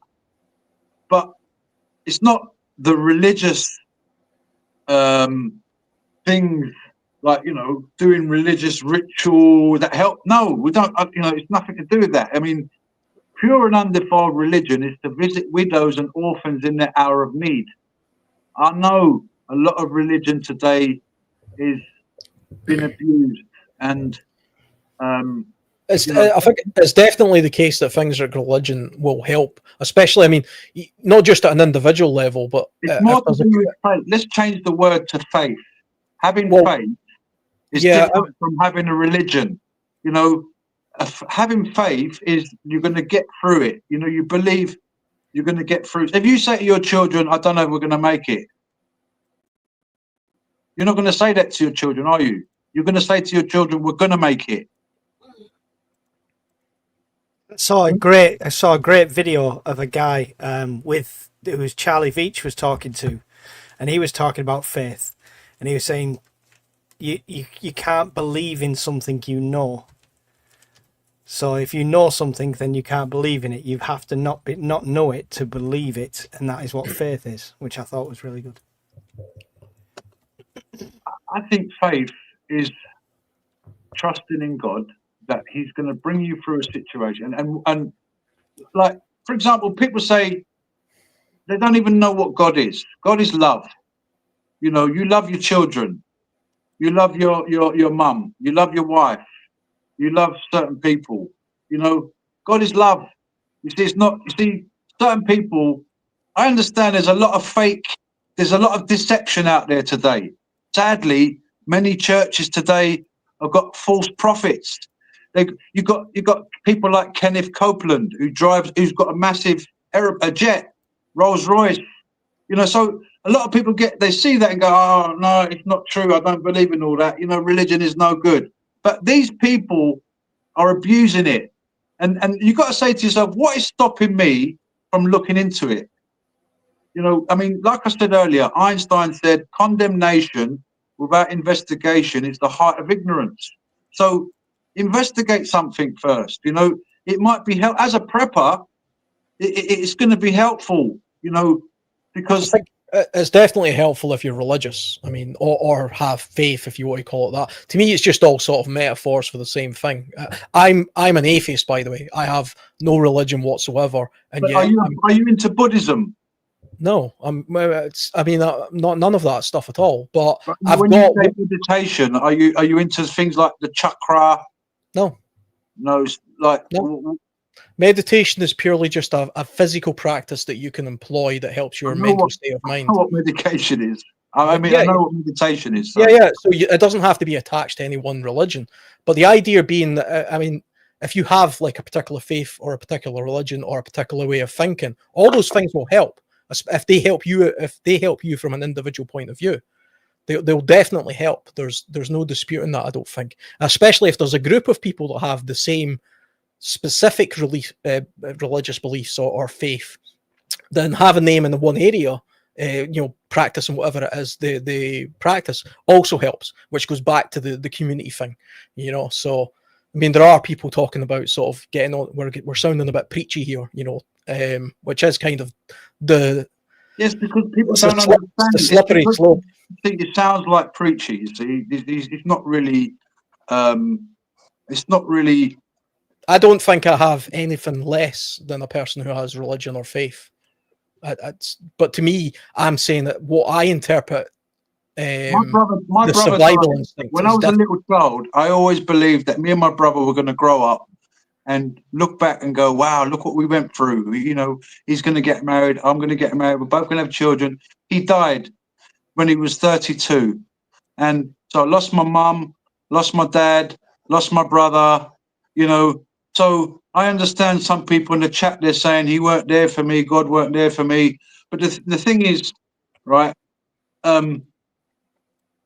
Actually, we're starting to get really deep now, and it's not a bad thing to talk about things, because what happens after here? We're always talking about here. What happens after a disaster? What happens after people die? I think lots of things happen after you die. You're just not involved in it. But it's one of those things that's got little to do with prepping, though. Well, yeah, because you're going to have to think about these things, because after an immediate disaster, there might be dead loved ones.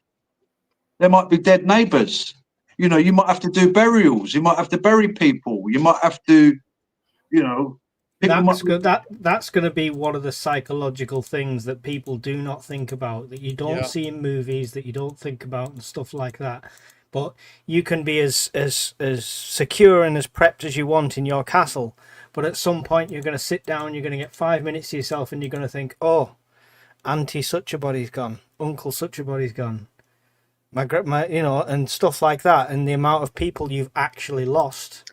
There's definitely a practical thing that has to be in place for things like dead people and things like that, purely because it causes contaminants. I mean, after major disasters and hurricanes and disasters, bodies of animals and people and things like that are a major problem when it comes to disease and contaminating water sources and food and things like that. So, yeah, I mean, that's something to pay attention to. The actual burial side of it, I think that's another subject for a different time, to be honest. Yeah, Mark's moving us on. Yeah, and the final key point here is the importance of a communication plan for contacting family members. 100%. Yeah, just mentioned this on my blackout video. And it's not so much go out and buy every radio under the sun and know this and know that. It's having a plan and making sure other people know that plan. That's the key in that whole element, I think, Shadow.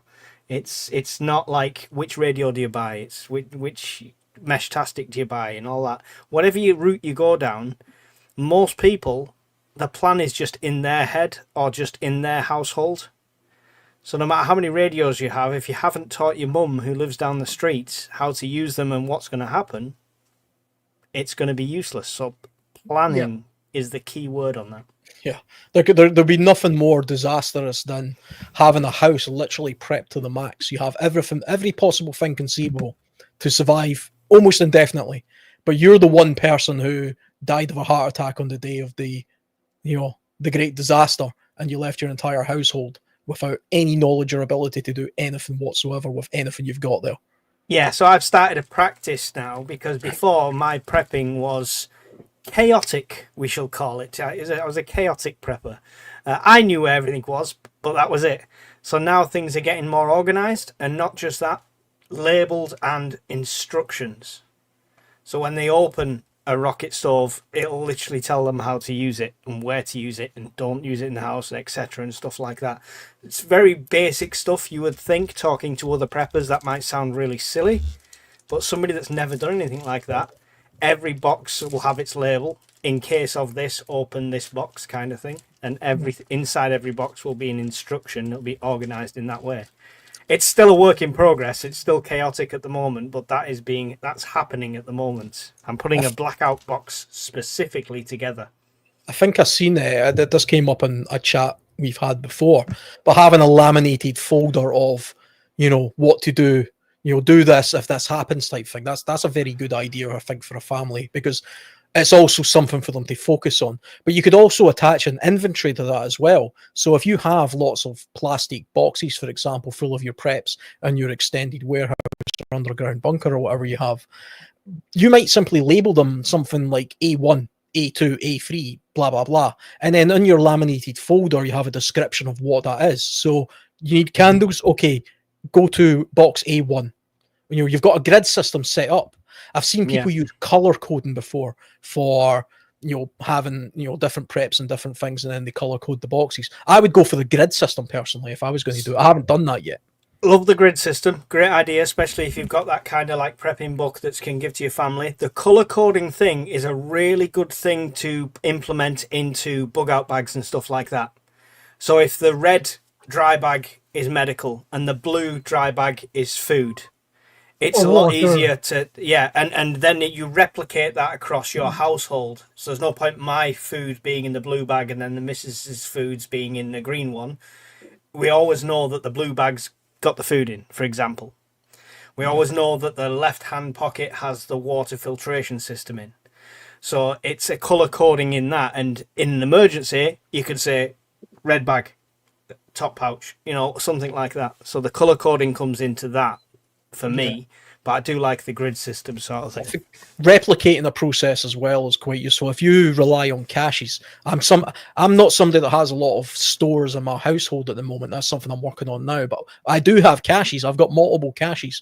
And the thing about my caches is they're packed in such a way that they're all identical, but they're also packed in the order of, if you've literally opened the lid, the first thing you need is the first thing that's at the top. And then you sort of work your way down it, and that's all of the preps that you need to sustain yourself in a specific area for a specific amount of time. Bug out bags and things like that, you can adapt a bag so that it's a summer orientated bag and a winter orientated bag. But like Mike was saying, they're packed identically.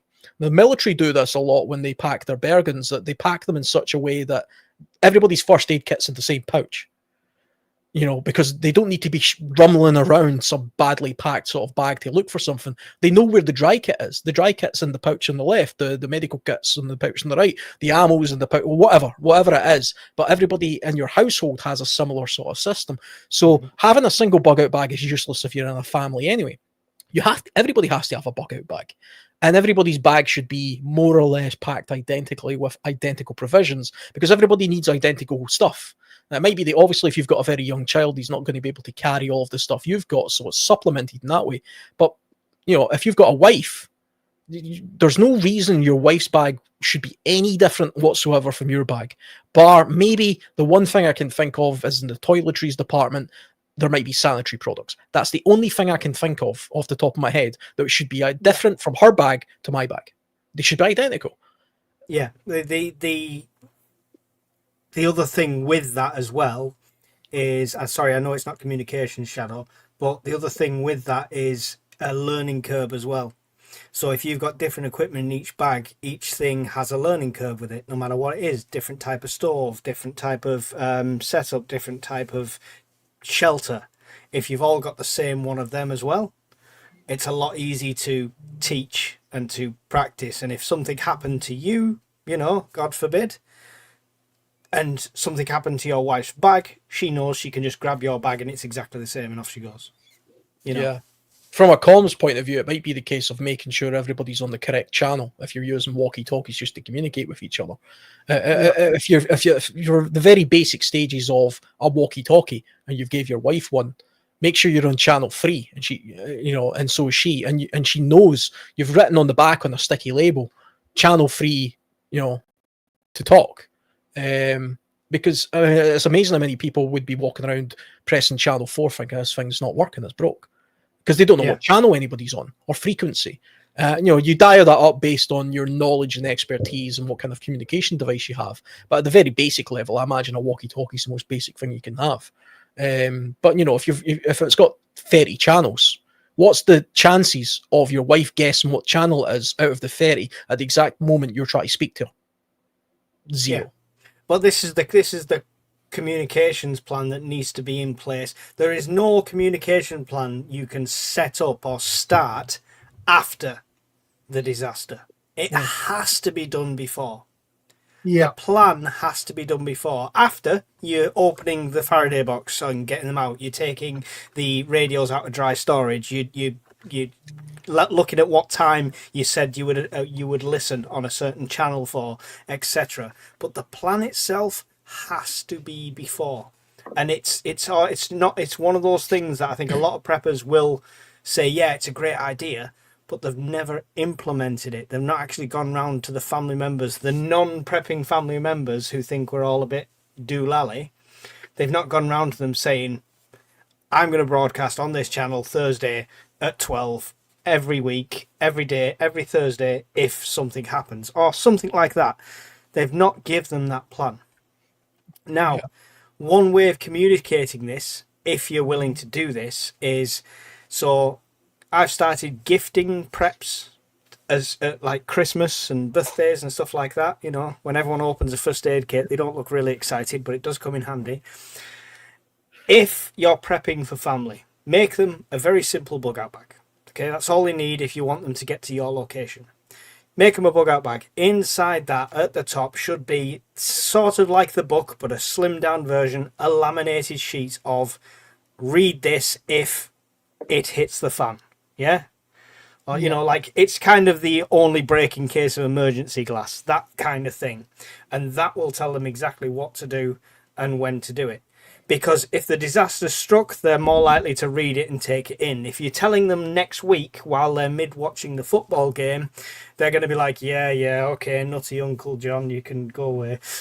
So it's about having that plan in place, even if it means a way of communicating it after the fact. Yeah, definitely. I kind of got a vision there of you being that weird uncle that, like, the kids are like, "Oh yeah, a magnesium block and a book about first aid. Thanks, Uncle Mike." Honestly, it will come in handy one day. Trust me. Well, we went up to see her family and have Christmas with them last year, and they were all there. And I said, "You all need to open your presents at the same time." And they're all looking at me funny, and they all opened them because they were all a medical, like, individual pouch for medical kit. IFK kit. Yeah, I made them up myself. It wasn't like I bought pre-made. I literally bought the scissors for each of them and stuff like that, all set up exactly the same way. And they're all like a bit, and then it was used. One of them went and did a marathon thing, and they took the medical kit with them, and one of them's got them in the car, and I'm just like, it's working. It's slight, but it's working. Yeah. Oh, we've lost the reel. Yeah.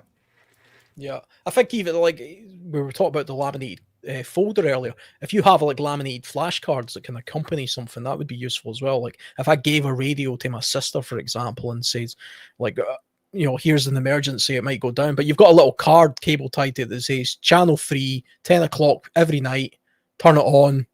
You know what I mean? Yeah. This is how we're going to communicate type thing. This is our plan. It works for 10 miles. You're 8 miles away from me, Make sure it's got this much battery in it. An idiot's guide on a little card just on things like that, might go a long way to in the short term.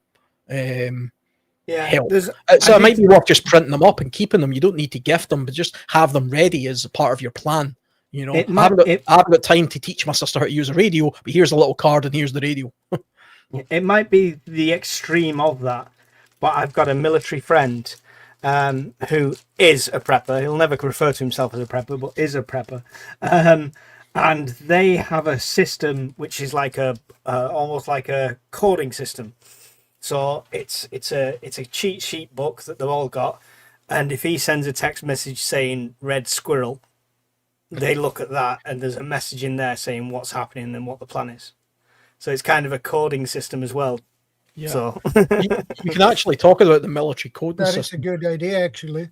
Yeah, there's an old book you can get called a BATCO book. It's an old British Army. It's called British Army Tactical Code, is what it stands for, and that's how they used to have. Nowadays they use Bowman and things for their communications, but back in the day they used this physical book, and it's literally just a way of like deciphering messages you've sent to each other, and you can get them on Amazon and stuff now, and eBay and things like that. And you can make them up yourself. If you were genuinely concerned that you had a communication system set up with your relatives, but you were concerned about it being intercepted for some reason, a BATCO book is something you can use to get around that, because it's literally like an encryption method. You can write, it's like Morse code, but you don't need to learn Morse code. You know, it's just, you all have the same key, you all have the same physical book, you know, so something to look at. So MEM just put a comment in there. I don't know if you can see that one, Shadow, because I think it might have come in from my channel. Disagree about having the same bag. Do you all need an entrenching tool? Do you need a tent, a stove, a saw? Probably everyone has some kind of medical kit. Probably need one. You're right, and there is things that would be team tools, as it were. So I might have an entrenching tool on my bag, but I'm with Alan, who happens to be in my family, and he's got the tent attached to his. So there'll be individual items that are shared, but what we're talking about is there's no point Alan carrying all the food for all of us. It makes no sense. You putting it high risk all in one place. So we would all have food. We would all have a dry kit. We'd all have a medical kit. So the setup is the same, but you're right, community tools would be shared. I think if you're talking about heavy community tools, then there's definitely a methodology in place for having shared tools and things like that. If you as a family unit have decided that you've got a family tent, I have a family tent, I've got a wood burning stove for a tent, that's a heavy item. We can't each carry one of them, so that's a separate singular item. But the notion of having a bag that's identical and everybody's the same, my argument would always be, yes, you should have a bag that's identical, and you should all have an entrenching tool, you should all have a knife, you should all have your own sleeping bag, you should all have your own means of shelter, you should all have your own small amount of food that you require. The reason being, because if you lose one of those bags, everything you require is in another bag. Also, you should always, when looking at individual survivability, it has to start with the individual. You have to look at yourself purely as an individual and say, what do I require in order to see my survivability through this particular situation? If every single person does that, then even when you come together as a unit, you might be carrying some redundant items in terms of things like entrenching tools, but individually you can all work as an individual unit. And so I would always go by the mantra that you should have your own individual survivability pack. And so yeah, doubling or trebling up things, yeah, do it, unless it's a very, very big item. There's nothing wrong with having 3 entrenching tools if they don't weigh too much, you know, because you might lose the bag. Yeah, might lose Alan off the side of the cliff. Exactly. I mean, that does happen. You know? Again, talking about the military a little bit, every soldier in his personal kit has a means to get through 24 hours. He has his own basher, he has his own food, he has his own brew kit, etc. But 3 or 4 guys together, they don't, when it's brew time, they don't all crack open their own brews. They make one brew and they kind of share it. Or two people will sleep under the same basher. That means one person doesn't have to unpack it, etc. And you can kind of go by that methodology. The only thing you probably don't want to share is medical kit, because that's purely individual. But by having your own separate system in place that you can your own personal survivability, that makes you a stronger single unit than it does if you were to split things up. Because once you start breaking up things and splitting things up, you start realizing one part doesn't communicate to the other part if you lose a part. You know, it's much better that you're all separate cells, if you get what I mean. You know. Yeah, I'd agree with that. The shared tool thing would be like heavyweight items, like you've big got tents, you've got a spade, pickaxes, yeah. So I hope that kind of answers you there, Mem. or if you've got an argument in return, feel free. Shadow, do you have a communications plan with other people, or are you quite singular there? Well, I'm more singular at the moment, but I need to figure out a communication plan. Actually, I have only a PMR radio, but I have actually a pair of them. But I'm back. But I need a radio that reaches longer range than my handheld ones. So I figure out to probably buy me a CB radio, 69 megahertz, which is license free as well. Yeah. And that 69 megahertz reach have a longer than 27 megahertz CB radio. So 69 megahertz, that's more into like the police band, isn't it? I'm not sure. I'm around not here, sure. I think it is, because we're CB radio's only up into the 24, and that's it. Channel 40 is like 24.2 megahertz or something. That's as far as it'll go. That's the citizens band. That's the free, no license needed. Anything above that kind of gets sketchy around here. It depends. It depends. CB's kind of. I don't know if you're going to say the same. Sorry, Alan. CB's kind of. I was just going to say it's dying off a little bit. Yeah. It's kind of an archaic thing around here, which could be a blessing in disguise if you are using it as a group of preppers. Maybe it's less congested, as it were. But there's obviously high frequency radio, which you need a license in the UK to broadcast on. But it's one of those things. Do you go for the license to practice, or do you wait till it hits the fan because nobody's going to come and check your license if it's hit the fan? But it's no matter what tools you use, it's making sure the other people have the same thing, right? Yeah, you've also got to remember as well, like, is it really that useful to be able to speak to somebody in Australia when shit's hitting the fan? I mean, it might be kind of good for a little bit of intel, but in the real world, is that really going to benefit me sitting in Scotland, knowing what's going on in Australia or wherever? It's a more localized communications, probably of more use. I would have thought. I mean, smoke signals, semaphore. yeah. I mean, your direct family members around about you and other people that are like us. I mean, if we were all hooked up in some way in our own country, or even abroad, that would be a useful thing to get a bit of a network that way. But I'm kind of new to the communication part of it as well. I don't have any preps for comms at the moment outside mobile phones, etc. That's why I'm looking at the mesh tactic stuff just now. But even that, I'm hearing there's other systems out there that might be different or better. Yeah. We're looking into that as a group at the moment. I'll follow the group. This is one of these cases where being part of a group is a good idea, because there's people who pay more attention to a particular subject and they're more knowledgeable about it and they're more expert about it. And I will have the faith to simply say, these people have looked more into it and I'll follow them. It makes more sense to follow the group than it does to be the outlier anyway. So all you guys are using mesh tactical, I'm going old school CB and speaking to who, Yeah.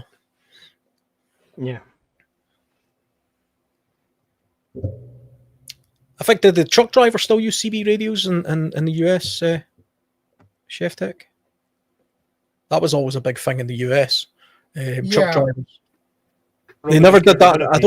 I don't think they did that in the UK. If they did, it was a very long time ago. Wouldn't even be legal now, actually, to have a handheld device in a truck. No, it'd have to be hands-free somehow. Nah, like in America, CB radios, no, they're not. They can't pass a law saying a CB radio must be hand-free, period. But nobody uses it. Nobody's using that stuff around here anymore, which, like Mike said, is good because there's hardly anybody listening. So if you got friends that, are within range of your radio, your base, or your car, and you can tell them, look, if crap happens, turn your CB on, turn it to channel 37, some oddball channel. And people can still hear you. That's the thing. It's a public radio, so they can still hear you, so you don't want to give yourself away. I'd be like, hey, Mike, Remember that place we talked about last week where we'd meet up? Yeah, let's meet there in about 4 hours. Nobody has a clue. Yeah, yeah. And that's even without any predetermined code words and stuff like that. I think if you had a very small localized network, you could probably use just about anything, radio communication wise. If it was purely just like you and your 5 mates, and you all lived within 50 miles or whatever, it's probably quite easy to think of a system that way that you can put together and communicate that way. That's off grid, I would imagine. And it's having redundancy as well. So we've got a plan as a network, and it involves things like Meshtastic, but it's also got the radio bands, different times, different zones, when to listen in, things like that. So it's redundancy upon redundancy as well. And CB is even part of that as well, because I'm looking at getting that myself. Because I'm curious the fact that it is not used as much, if it could be, that could be a benefit. I think it would be, because literally if you and your mates have, I love using the word mates, sorry, it's not an American thing, it's your guys. But you and your friends already have it set up where it's like, okay, you know, you all get together, you all start chatting with each other at a certain time, and but you say, okay, every day at 6 p.m. Turn your radio on in case somebody needs help, or at 6 a.m. and 6 p.m., you know, like every 12 hours, something like that. So you could turn it on and I could broadcast and say, hey, I broke my leg. Does anybody have, you know, splints and some medicine kits or whatever? And somebody could pop on and say, yeah, I do. I'll meet you in the usual spot in about 3-4 hours. And then you leave it at that. People, unless they got, you know, and the government, even if they're listening, they don't care. They're not going to try to triangulate your position and find this guy with a broken leg because he has a CB radio. No, nobody cares. You know. Yeah. Yeah, and if it's that kind of situation where you're relying on that over 999 or 911, then it's probably the people with the technology that could pinpoint your location are nowhere to be seen anyway. Yeah, they're all at home trying to figure out what just happened and what to do because they weren't really prepared. But yeah. Yeah.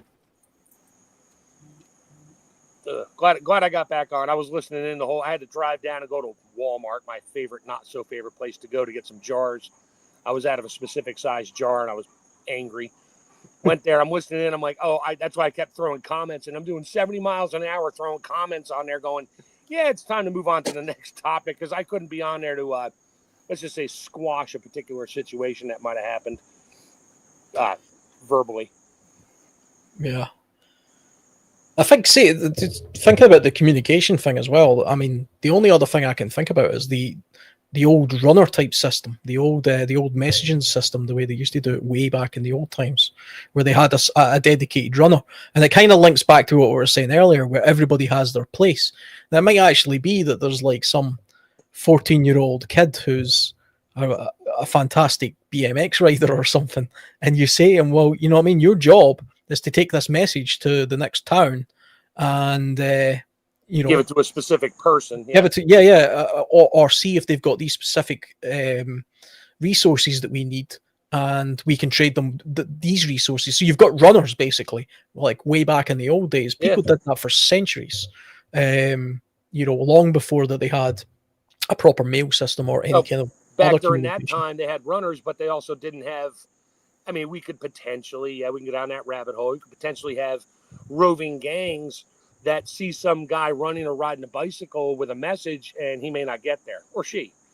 You know, that was always the risk back in the day, though, as well. Runners in the World War I trenches often had to put their head above the parapet as they went from trench to trench. Yep. Sometimes they didn't make it. It's part of their job. Yeah. It's all sorts of ingenious methods for hiding the messages as well. I don't know how far back it goes, but I remember hearing a thing. It was way back in deep history of sort of like kings and queens and knights and all that kind of stuff. But they would have a message written on a particular kind of paper that if it touched vinegar, it would dissolve. And the paper was inside a glass tube that was surrounded by vinegar. Right. And if you opened the container the wrong way, the glass tube broke. And it wetted and it would dissolve type thing. Yeah, it was like a military type thing. Yeah, this message will self-destruct in 5 seconds. Yeah, and that's something. I'm sure that's like 12th or 11th century or something. That was like way back, you know. So not something we can get on Amazon then, no? Possibly not. Timu probably yes, you know what I mean, but Amazon no. I'm sure there's certain inks and things that with a mild acid like vinegar would just ruin the ink and you wouldn't be able to read it. So yeah, I mean, people talk about learning Morse code and stuff like that as a thing. So if we talk about communications and signaling, if you've got line of sight, there's a way you can signal, obviously, with Morse code. Now, Morse code can be learned, can be intercepted, can be read because it's a fixed code. Take a leaf out of something like the American Civil War, and they had the signals corps in the American Civil War, and it was a very basic form of semaphore. It was a singular flag. Now, the singular flag was 1, 2, and 0 or 3, I can't remember, going forward towards them. And it all came down to the translation. So before anything started, they would all have a certain page number, and it would be this page. So 1, 2, 1, 3, that would be a certain letter. Then 3 was like the space in between. So it would there's a name change. for that code. That's a cool code where you pick a book. Yeah. Everybody has the same book, and your code is just like, 27 to 15, which is page 27, second paragraph, 15th word, or either the whole word or a letter, stuff like that. Yeah, that's been around for a long time, but that code is hard to break unless you're AI and you know which book it is. It could be any book. Yeah, But, and it can be just something you've already arranged. Right. So if you've already got a predefined code sheet, so Alan knows that this is the one we're on. If that's compromised for some reason, we go to blue instead of red, and blue is a totally different code where A, B, and C are something completely different. But there's a very simple way of doing that, and Morse code is great. It's a good thing to know, just like the phonetic alphabet, but it's not something you could communicate securely with, in my opinion.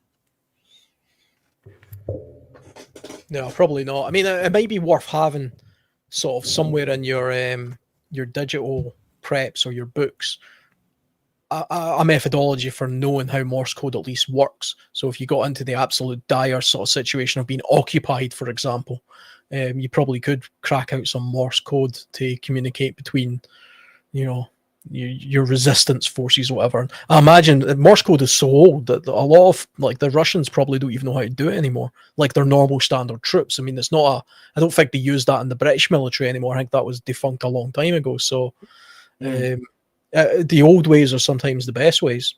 Even the flag thing, that when you were talking about that kind of reminded me of how they used to communicate in ships. Old tall ships used to use flags and different kinds of flags, and there's multiple types of that kind of semaphore using flags, and they did use it on the ships as well during the Civil War. Like they had the ironclads as well as regular ships, and it was exactly the same system used throughout them.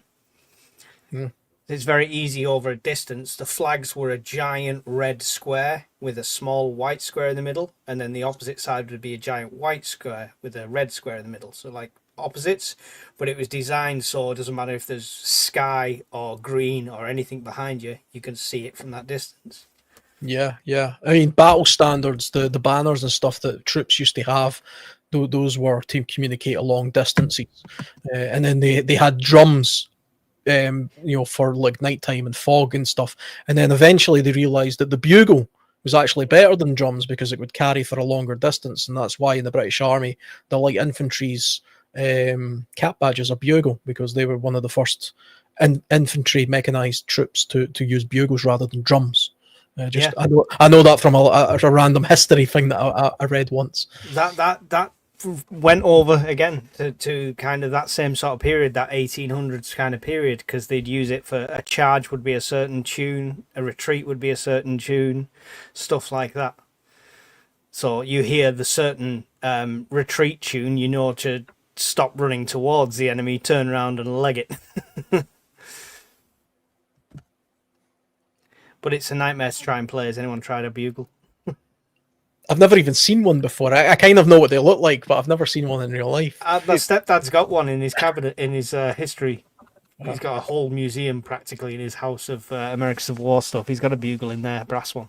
A A bugle is like a trumpet without the 3 finger keys on it. Yeah. You play it just by the whatever you want to call the sound you make when you go out of your lips. So the tighter your lips, the higher the pitch. The lower your lips, the lower the pitch. You only get like 7 or 8 tones out of it. But a trumpet you have more, and French horn, all that stuff. You always have the 3 finger keys, but a bugle has no finger keys. There you go. Just for Alan, I've shared it. If Shadow can put it on. There you go. The one on the right there is the bugle. Yeah. So that's what it is. Yeah, the longer the pipe, the lower the tone. Yeah. The best thing about that, it's not related to the signals or something. We took an American Civil War group over to the graves over for World War II to Eeps and stuff like that, and one of them was called John Filer. He was a buglist, and he played taps at the graveyard, and you could have heard a pin drop in a full of tourist graveyard over there because he played taps on this bugle. Unreal. Random, I know, but. Yeah, it was pretty cool though. It was a goosebumps moment for sure. Yeah, I love all that kind of stuff. I think if you're at a point after a scenario where we're relying on bugles and Morse code, something really, really serious has taken place. I'm definitely digging out my general's uniform and saber. Yeah, there's actually an old fire tower close to where I live, in the town that I live. It's obviously an old ruin now, but that's even way back in the days where there was towers, concrete towers on all the high points, and you would light a fire and then, like a beacon, and then the next person would light one and so on. You still see them. I mean, I just did that cycle one across. There's one here. You actually see them in the middle of nowhere still sometimes as well. I did that cycle across like the Forest of Boland and stuff like that. And on a few of the peaks, you can still see the baskets on the towers. Yeah, I mean, it's one of the really cool things about living in the UK is just maybe a 20-minute walk from where I'm sitting right now. I can go to a ruin of a building that is nearly 1,300 years old, and all sorts of stuff happened there over time, I'd imagine.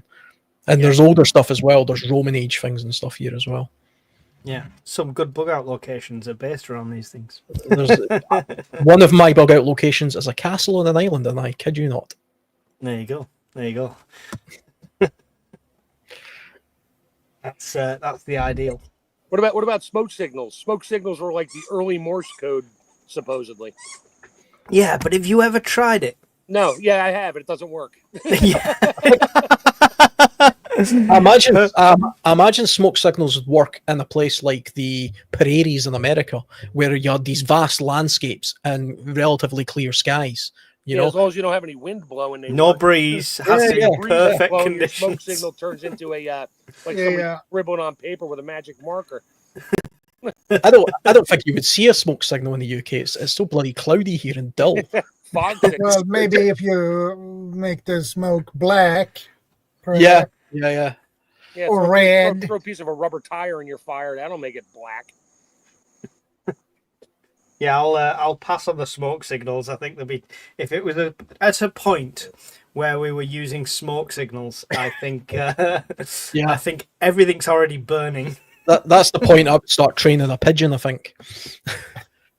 All right. That was my thought. Carrier pigeons work well. Yeah. I got gas. Shadow. Yeah. See the thing about carrier pigeons, right? I know I was kind of joking when I mentioned that, but see, when I think about it, if you know somebody with a pigeon loft, and because I don't know much about racing pigeons, but I do know that they're quite easy to train to go from loft to loft. So simply identifying people that have racing pigeons and already do that is a useful prep to have, especially if it's in your town. As certain pigeons only go one. Most pigeons only go one way. So the way you go back to home is you throw it in a crate, you take it out 150 miles away, you let them all go at the same time, and you time them when they come back to their coop.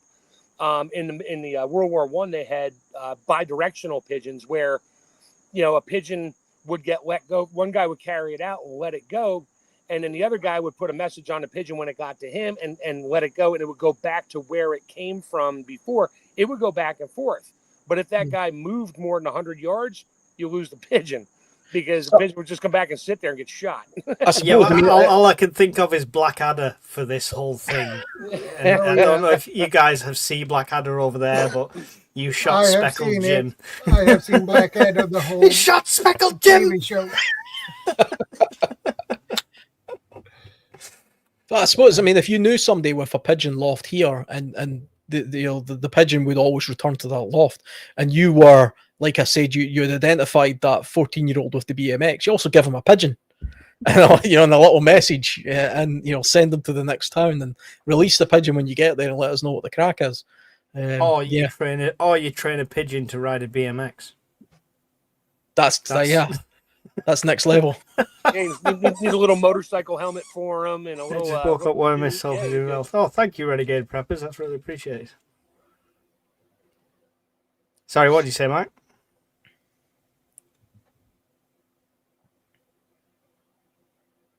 Oh, he's disappeared. Still there. I thought we were all froze then for a second. Everyone kind of stood exactly.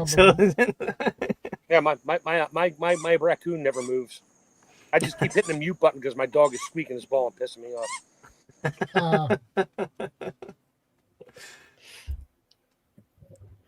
No, I can't think of any other communication methods, to be honest. I've exhausted my knowledge in communications.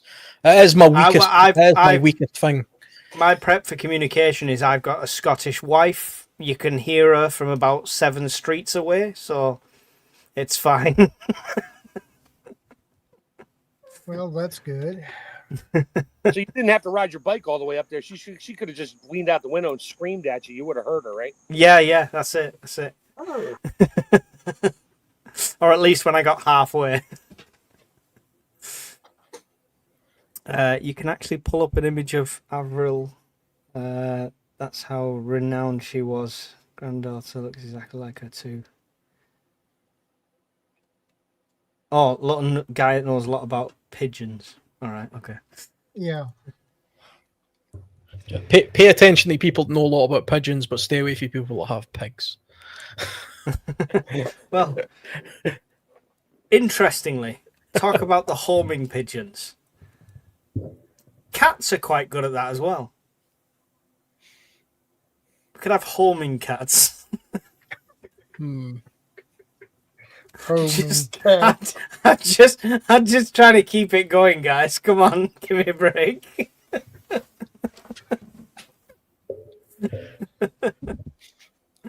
I don't know. The only cat I'm aware of would just lie down and sleep somewhere. You wouldn't see it for a week and it wouldn't have moved more than 10 yards. Go get help, kitty. No. Do it yourself. I'm absolutely in pursuit of finding somewhere to loft these for doing messages back and forth. They are racer homer mix, so they have very high likelihood of staying back and forth between two. Interesting. Okay, that's interesting. That's really cool. They definitely do exist. I mean, there's an allotment nearby where I live, and there is somebody there with a pigeon loft. What's the range on pigeon? Literally hundreds of miles. Really? Yeah. There you go, Alan. We'll set it up. I'll grab some pigeons this end. You grab some that end. I've rescued pigeons when I worked at a dealership after a storm. They always seem to come flying into the shop, and they would they ran into an electrical line or they got caught in a windstorm, and they would come in and they always had tags on them. This is back when the internet was like a baby, and they would come in. They always had armbands on, 1, 2. Sometimes they had 3 armbands on them with numbers and letters and things, codes, and for who owned it. And I would put it in a crate, bring it home, never take it outside. I always kept it inside. And sometimes I'd find out who the owner is. I'd call them up. They'd be like, take it outside and let it go. It'll come home. I'm like, okay. And one of them came, I caught it. And it was literally walking around in the dealership. And I just picked it up, brought it home, found the owner. And I was in Maryland at the time. And he was in Arkansas. He's like, you found my pigeon in Maryland? He's like, well, there was a big storm that came whipping through last month, and he must have gotten caught in a really bad wind and blew him so far off course he couldn't figure out where he was. He's like, just take him out and let him go. Well, I took him out and let him go. Or her took her out, let her go, never left. And I called him up. I was like, dude, she's not leaving. He's like, I keep it. He's like, fine. I got 100 of them. I ain't worried about it. I know which one it is. I'll just knock her off. If she ever shows up, I'll let you know. I'm like, yeah, we used to take her. I built a nice little outdoor crate for her, cage. And she lived there, and I would let her out, and she would fly up on the roof, and she'd land on my shoulder, and it was like having a parrot. And I loved it. The kids loved it, and yeah, I just had. And then it got picked off by a hawk in my backyard. Oh, I was not happy. You know, another thing about carrying a message that way. I mean, it's slightly more modern, but drones have got some incredible range on them now. I was looking at the DJI Mini 4, I believe. It's got a 20-kilometer range. Now, you could fly a message 20 kilometers and then charge it up, you know, at that point and could, you know, fly it back, I'd imagine. But apart from just being a really good reconnaissance device, you can also attach small messages to them as well, I suspect.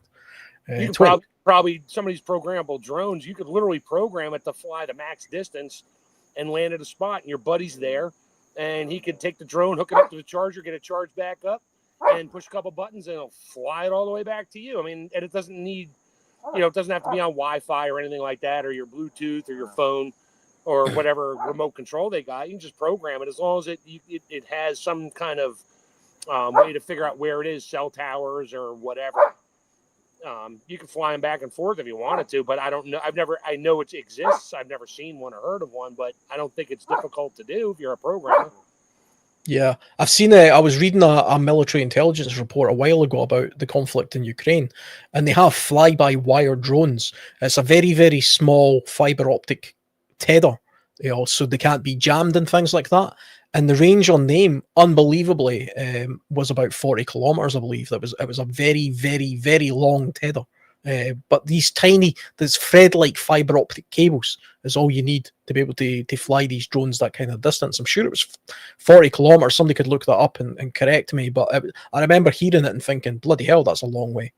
And then when the drone blew up or fell down, now you have this 40-kilometer long strand of fiber optic glass laying across everything. I'm sure somebody would be like, what the heck is this? Like a spider web. Oh, there's actually lots of videos of troops in Ukraine, you know, with bits of wire and stuff hanging over their vehicles where it's happened. It's a real problem there. It's part of the evolution of drone warfare, tethered drones. Interestingly, one thing, I was just looking at like historical methods of communication to see what we missed. Apart from cave paintings and hieroglyphics, I think we covered most of it. But one that didn't even come up on the list that I just thought of is something that could potentially be used if you had that local community afterwards. If you had World War II-esque field phones, they ran and powered off a crank and you just ran a cable. So there'd be some effort in running a cable from A to B within a small community. But you could quite easily set up a communications network with something like that, even if it was just A to B. Yeah, that was the ones where they cranked the handle a certain amount of times. Everybody's phone on that network would ring the same tones, but say it was like two shorts, a long and a short, that would be me to pick up the phone. And yeah. But everybody could hear it if they hooked into it. They could hear it. They could hear what you're talking about because the cables just went everywhere.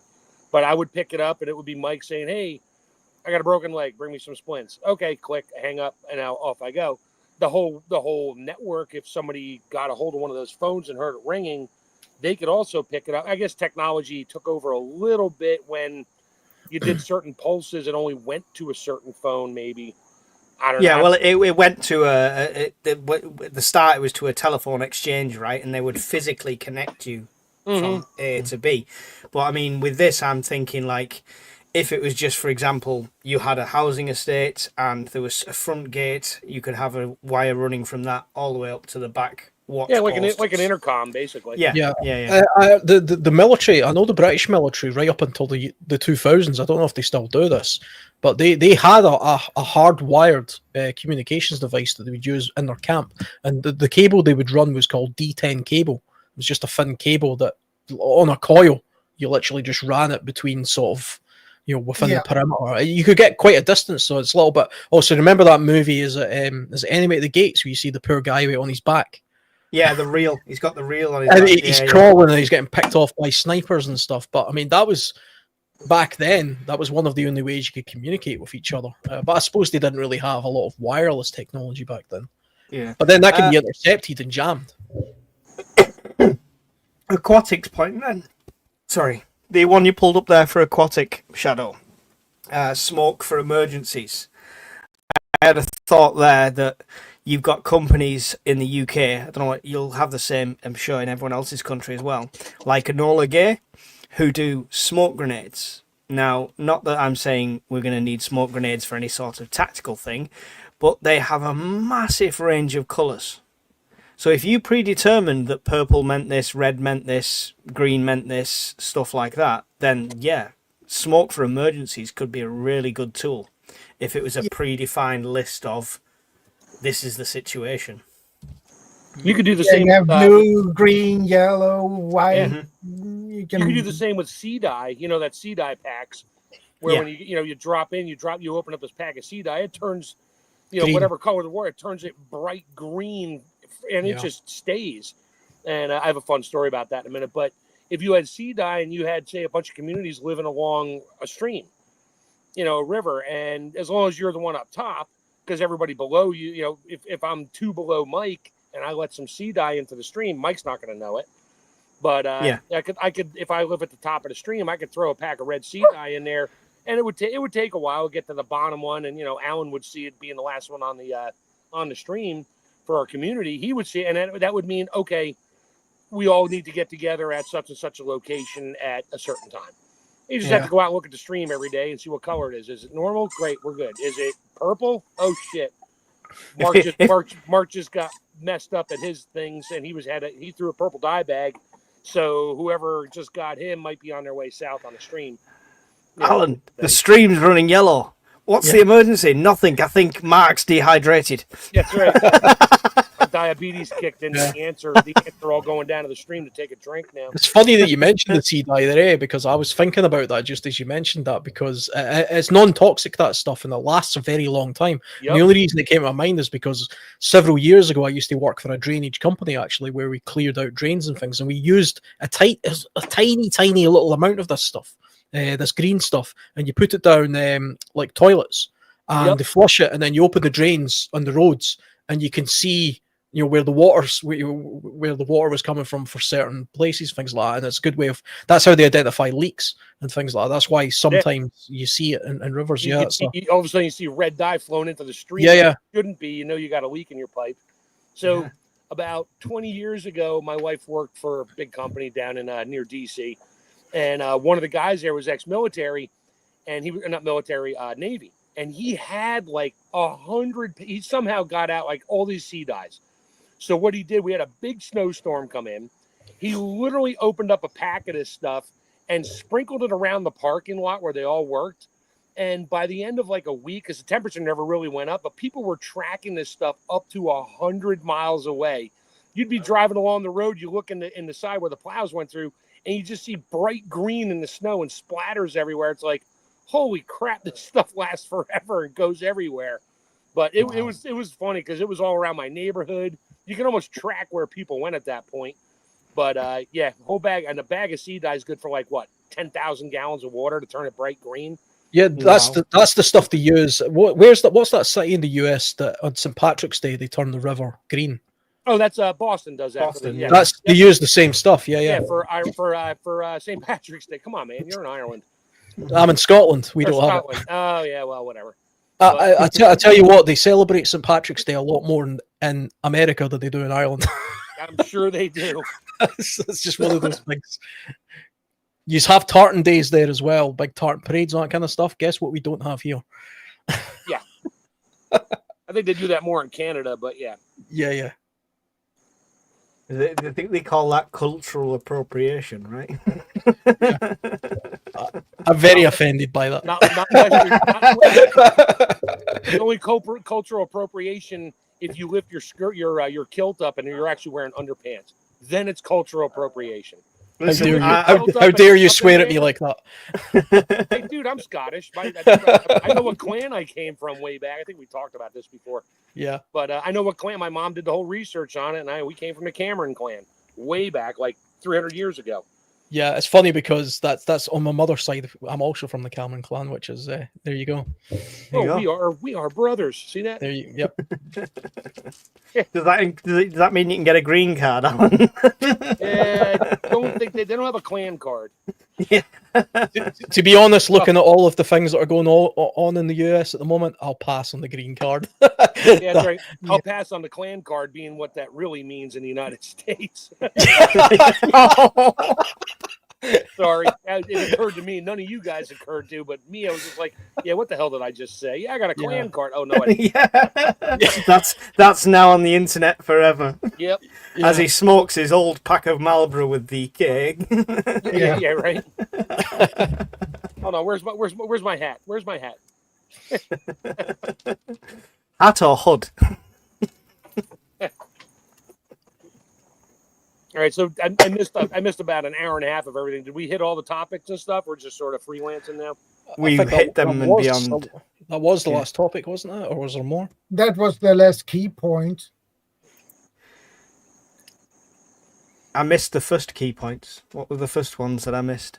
That's because you were shaking your legs. The first key point was what to do when returning home. Gas leaks, downed power lines, structural damage. Walk in, light a match, pray. Yeah. I'd say you look for a gas leak with a match. That's it. Yeah. I think it was really just a case of a sit rep sort of situation awareness of what's going on and adapt based on that and look out for the secondary things, the secondary dangers. That's probably the biggest takeaway from this whole thing, right? Everything we talk about, whether it's communications, whether it's downed power lines, whether it's anything like that, it's all going to be, what's the first thing you do? Evaluate the situation. Yeah, I think Bob would know this, like, on his side of the country, because he's on the totally other side of the United States from me. But for an earthquake and stuff like that, if you have natural gas in your house, which I do, you really want to know where your main comes into the house. I know where mine is. And you only need an adjustable wrench, like a big one, to put on the little 90-degree shutoff to turn your gas off. And I almost did it once because I forget what was going on. This is years ago at my last house. Something was going on with the gas, like the pressure, something about a pressure spike or whatever. And it was literally blowing people's stoves up because too much pressure came through. And you turn your stove on, way too much gas came out. And you were having flames going up like, 14 inches or, whatever it is in centimeters on your stove, like a foot and a half instead of like the usual blue flame. It was just blowing out. Wow. And I wasn't involved in my district, so I didn't need to go out, but I knew where my gas was, and I always keep a big adjustable wrench nearby for that. Same with your power. Where's your breaker? Where's your main? Can you get to it? Yeah. Water as well. You got to shut your breaker off. Where's your water main? I know where my water main is. Unfortunately for me, it's behind a shelf unit in my basement. And that's going to get rearranged here soon because if I have a water leak, I'm going to have to rip this shelf off the wall or just knock it over so I can reach in there and shut the main off. Mine's hidden in the wall. You've also, a lot of the UK is on water meters now, where they charge you according to how much water you use. Oh yeah, so do we. Yeah. But there's also, as well as the stopcock for like your house, the water main for your house, there is usually one not far away. You can see the little access points, which are quite easy to remove. And my access point is in a metal cover out in my yard. And it's just a screw. I mean, it's not a special key. It's a 5-pointed screw. You can use vice grips to get it off. I've done it. Yeah. But it's 5 feet down because of the frost line. But they've usually got a stop valve at that point as well. Yeah, but you can't reach it because it is down 5 feet through a 6-inch tube. You can see it. You can't reach it unless you have a special tool, which they use to shut your water off if you don't pay your bill. My water main shut off for my house is actually just inside the house where the main comes in. Well, we have that, but they can't shut you off in the UK even if you don't pay your bill. It's illegal for them to shut your water off. Yeah. Wow. A commercial premises, they can shut your water off. At a residential premises, they cannot cut your water off in this country. Hence the reason the water board has so many problems with people not paying their water bill. Not paying it. What can you do? Shut me off? We can turn the pressure down.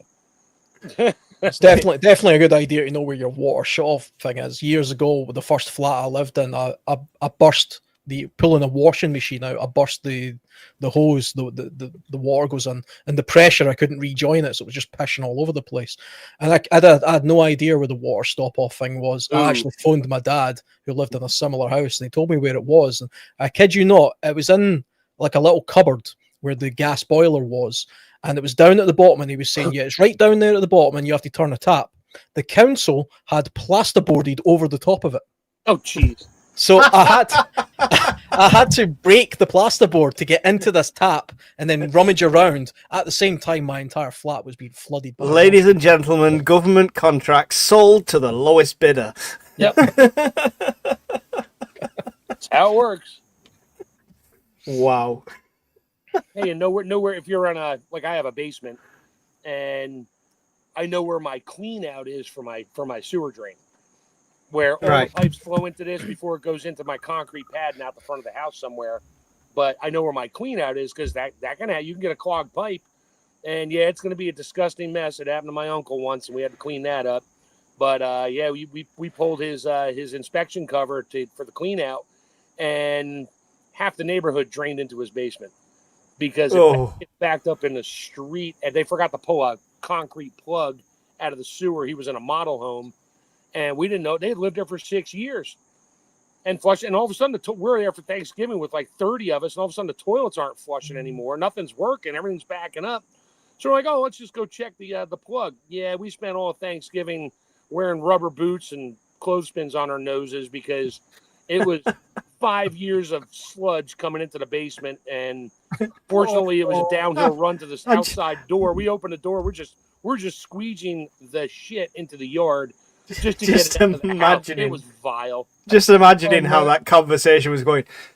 So, Mike, what are you thankful for? Yeah. Clothespins. Clothespins.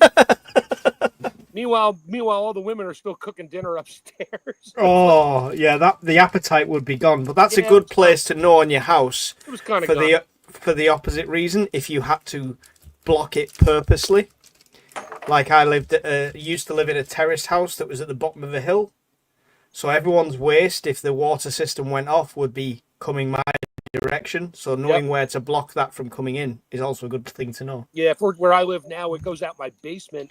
But I'm uphill from where the main pump is, and it's I'm like one of the higher ones in my neighborhood. It's probably like 6 houses higher than me, but there's like 80 houses below me. So I'm not overly concerned about flushing my toilet if there's no water supply. No. I can literally just get rainwater and throw it in the tank and flush the toilet if I have to. And somebody else there's probably going to be a giant pond of poop water down at the bottom of the hill here, but whatever. Yeah. Well, the wind doesn't normally blow uphill, so I'm kind of good there too. By the time he knows who to blame, he'll have already died of dysentery. Yeah, that's right. I'll be out of my cabin crapping in a hole that I dug. Oh man, you need a hazmat suit to get through that. Oh. Yep. Oh yeah. And a gas mask. Yeah, it was not a pleasant Thanksgiving. Yeah, there was really not. We were thankful that we all survived, I think. The story will live on forever, though. That's gross. What? It is what it is. Crap happens. Yeah, literally. Literally.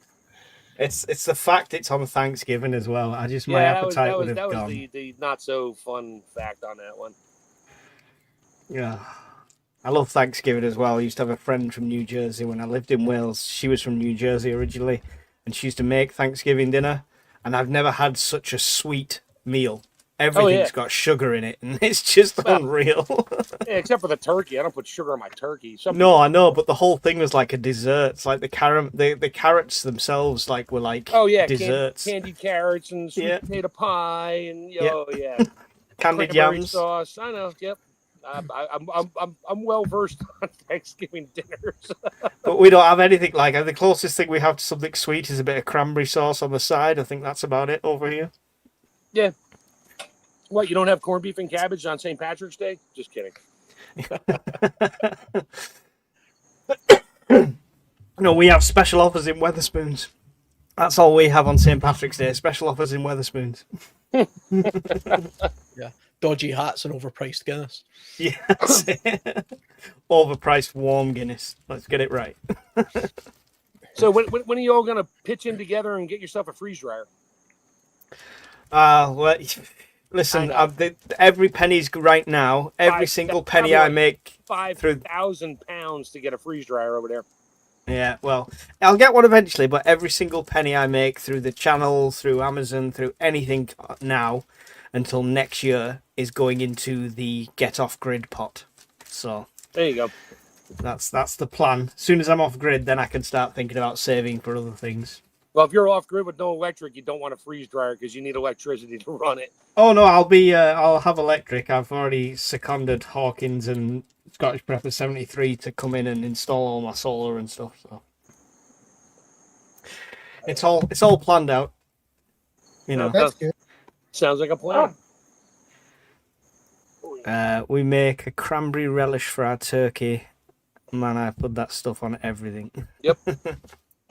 I make for leftovers. Everybody always talks about Thanksgiving leftovers. I make Thanksgiving burritos as leftovers. Oh, don't. I shred the turkey up. I cook turkey. I throw that in there. I throw a little bit of stuffing in there, a little bit of mashed potatoes, a little bit of cranberry sauce spread on it. I throw pretty much corn, peas, whatever we got.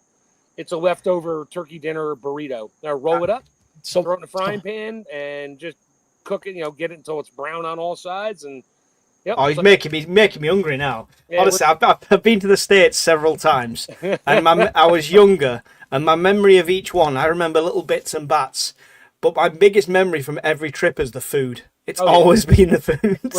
Tell you what, something that's better than cranberries, and Shadow might back me up here, is lingonberry sauce. Very nice. Oh, lingonberry, I've had that.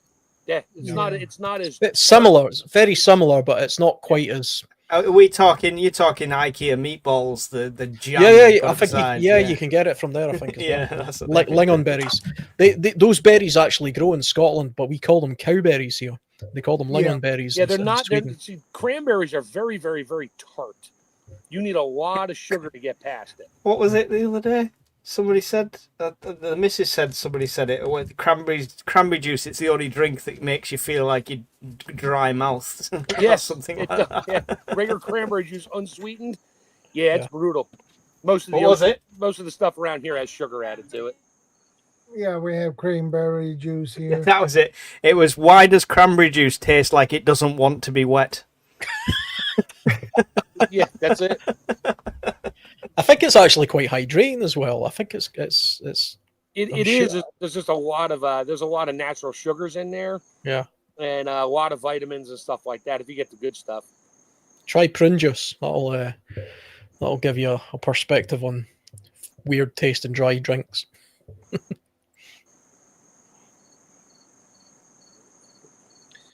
She wants to know why am I making my cranberry anything so full of sugar? Well, just the cranberry berries. Yeah, you can cook them. You can add a little orange zest to it, and that they're just real tart. Welcome back, CB. I throw a little sugar in there just to ease up on the pucker factor when you eat them. Yeah. Oh, my left eye is stuck shut. My right eye is hearing.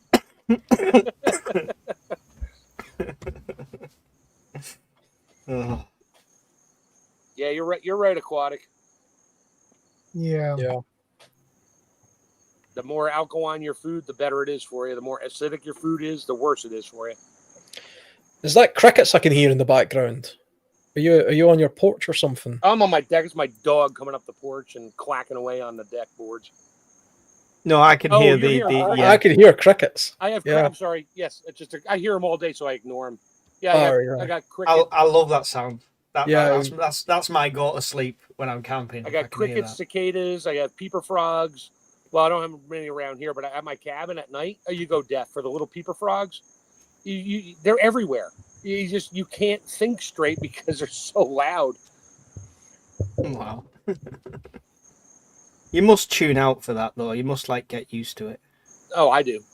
Yeah, I like used to live next door to a railway line, and I stopped hearing the trains that often. I can't believe you can hear the crickets through my iPad. But yeah, now that as soon as he said something, I was like, oh yeah, I got crickets here. I forgot that. Yeah, I've always liked the sound of them, but we don't actually have them in Scotland. They don't make a sound like that. So we don't No. have like wild They have sounding midges that just devour your face. Yeah, we've got legs. something much worse. we have ticks and midges. That's what we have. We got cicadas here too. It's cicada season. Yeah. So when they start buzzing, and they'll always buzz right over my head, you can't hear anything except that buzzing sound from a cicada. Yeah, when I was in the States a couple of years ago now, we were actually lucky enough to be there when the cicadas, it was the ones that come out like every 20 years or something. Every 17 years, they're red, and they're hideous looking. Yep. I was there when it happened. I've got it on film. I've got it on 4K film. I don't have a computer that I can edit it with, but one day I'll put that together because it was incredible. The noise was deafening, and they were everywhere. They were crawling all over the place. It was certain places about 20 miles from where I live during the last one. People would literally walk out their front door in the morning. You couldn't see the concrete sidewalk. It was just covered with cicadas. And they're just like, and they're alive. They would just literally just walk across them and crunch away all the way to their car. And then you hit a swarm of them while you're driving. You're literally pulling over because you can't see out your windshield. Yeah, I think it was Missouri. I heard them. I'm sure it was Missouri. It was incredible. I still can't believe you can hear that. I just ignore them. Yeah, I can hear it. I like the sound of crickets. I think the only time I ever heard them at home was years ago when I was a kid. I had a pet tarantula. You feed them the crickets, and you would hear them at night. Occasionally, one would escape and be in the house for about a fortnight. Driving my mother crazy. I get crickets in my garage all the time. In the wintertime, I go out my garage. That's my studio thing. And I'll sit out there and I'll see and there's no food in there. And I'll see these giant crickets. I'm talking like 2 centimeters long, big crickets, just walking across the floor. Every now and then I'll try to catch it, pick it up and put it outside. But most of the time they disappear. And then I got to listen to it for months. One cricket in your room is just annoying. A whole yard full of crickets, I don't know. I just don't hear it. There's so many of them going at once. It's just white noise. That's what it is. It's that kind of white noise, peaceful. Yeah. You worry when they're all silent. We were talking about that, I think, last week. It's like, pay attention to your environment. You hear bird noises and stuff that you don't really hear because it's always there. But the second everything goes silent, something's coming. Either an earthquake or an EMP, because they can sense that shit before we do.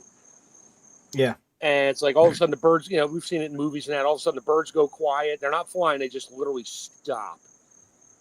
And no animals are making noises. Dogs are acting weird. Cats are running for cover. And we're standing there going, what the hell's going on? And 30 seconds later, an earthquake. It happens out in LA all the time or out in California. Good evening, Darren. Fort Worth, Texas would get a huge populations of congregated crickets. The stores would use snow shovels to get them away from the buildings. That's mad. I've been to Fort Worth. Yeah, that's cool. I like crickets. Yeah, there's definitely something to be said about getting used to the wildlife in your area, and then noticing the differences when they start acting different. It's one of the best things I like about wild camping when I'm on my own is because you're on your own, you're not talking to anybody. You can be very, very quiet, and the wildlife isn't always aware that you're there, and you can just sit and you can watch and listen. And it's incredible the things you see and hear when you're sitting in a woodland by yourself in a place where people don't normally go. The biggest national park in the UK isn't far from where I live, a place called the Cairngorms in Scotland, and I was camping there a while ago, just sitting, and I purposely go to a place where not even hikers would go, and you'll see badgers and you'll see shrews and stuff acting in different ways, and it's quite something to see. It's the same reason our people watch around here. I'm gonna have to jump off, gentlemen. It's Yeah, no nearly problem. 11. So, and I know it's nearly midnight for Shadow. So, it's been a pleasure. I will catch you all later. Anybody watching on my side, because I'm streaming it to mine, if you want to carry on watching, please go over to Shadow Scout Swede's side. I'll share it on the community page as I go. So, thanks, guys. Catch you later, See Mike. you later. Thanks for stopping by, Mike. Always a pleasure to have you. Thank you.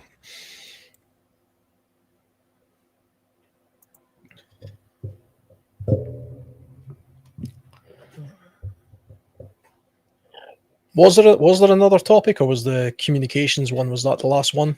That was the last final key point. So if you don't have another key points you want to share, fine with me. The only thing I can think of, once you get past all of the points, the 4 major points that we've went through, would be to take inventory of where you're at and plan for the next 72 hours of, okay, here's what this is the damage, this is what we've got, this is the situation, and probably after the first day you kind of know what's going on, and then you should maybe plan for the next 72 hours after that. Really go into overdrive as a 3-day plan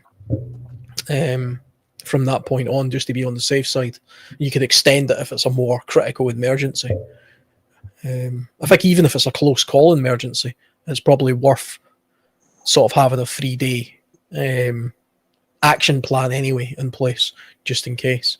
Hey, where'd Mike go? I step away for 2 minutes to check my potatoes, and Mike's gone. Oh yeah, he's away to bed. He's gone. Oh. That's right. It's late for you guys. It's still only 5 minutes to 6 p.m. over here. Yeah, it's 5 to 11 in the UK and midnight, I think, in Sweden. Yeah. And Darren says we may have a food shortage in the future. Yeah, I would not be surprised. Yep. It's coming. Canada's got its own political things going on right now. I'm not going to get into that because it's not a political show. So maybe I'll talk about that with Bob on Sunday night if he goes on Sunday night on his channel. Fried bugs. Yum. There's a lot of protein in bugs. Oh yeah. You know, crickets and things like that, and you know, the Far East it's common to eat them. I visited Thailand a couple of times, and they fry every bug over there. Yeah. I mean, it's a totally normal thing. I mean, I think they do it a little bit for the tourists, to be honest. You get scorpions on the stick and crickets and things like that. Something about the I forget what's in the shells though. It's not good for our biodigestive systems in the shells. I remember somebody saying once, it's like they were horrified at the idea of eating crickets, but then they says, well, but you eat things like prawns, which are basically just insects of the sea. You know, so I mean, if you can eat a prawn, why not eat a cricket? If you're that way inclined to eat that kind of food. Yeah. I think the other idea from a nutritional point of view would be because they're so easy to grow in mass, if you can basically have a pile of them, dry them off, and then powder them up, and then use them like an ingredient to fortify foods. You know, they're doing that in the United States. They're actually taking bugs, drying them out, and adding them to the flour in your food, and you have to know what the term is for it. It's like really? Yeah. Oh yeah. It's a Bill Gates type thing, I guess, and it's cricket powder is what it is. Feeding you bugs. They mix it in your food and don't tell you that it's cricket powder. They give it some other, scientific name. So people read their ingredients. They have no idea. They're literally eating bugs. Well, I did hear a while ago. I mean, we don't have as big of a problem with hidden ingredients in Europe, but I don't know if it's entirely still the case. But red food color, the red dye that you get in a lot of foods, that apparently comes from a beetle. Really? But when you look on the ingredients on the back, it doesn't say the name of the beetle. It calls it an E something. So it's E and then a number.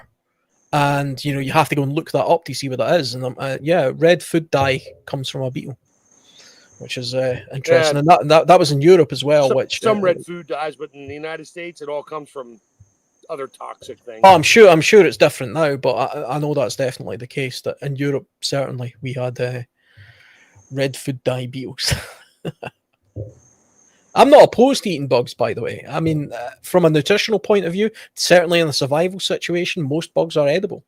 Yeah, so you know, I just looked it up real quick. So cricket powder is known scientifically as acheta powder, which is ACHETA powder, or acheta protein. That's what they call it on our ingredient list and like breads and crackers and things, or like your chips. Hey, Renegade. Hey, Ben. Hey, man. And, but that's what they call it. They put it on your ingredient list. They don't call it cricket flour. They call it acheta or Akita, whatever it is, Akita flour or Akita protein. Yeah, and they make it sound appetizing. Oh yeah, that way you don't think and go, why am I eating bugs? Yeah, thanks, Bill Gates. How you doing, Ben? There we go. You're somewhat late to the party. Yeah, like we're about to kill it in about 5 minutes here. Oh, that's all good. I don't mind staying until the last couple of minutes. But no, I'm all good. I finally got sleep. That's good.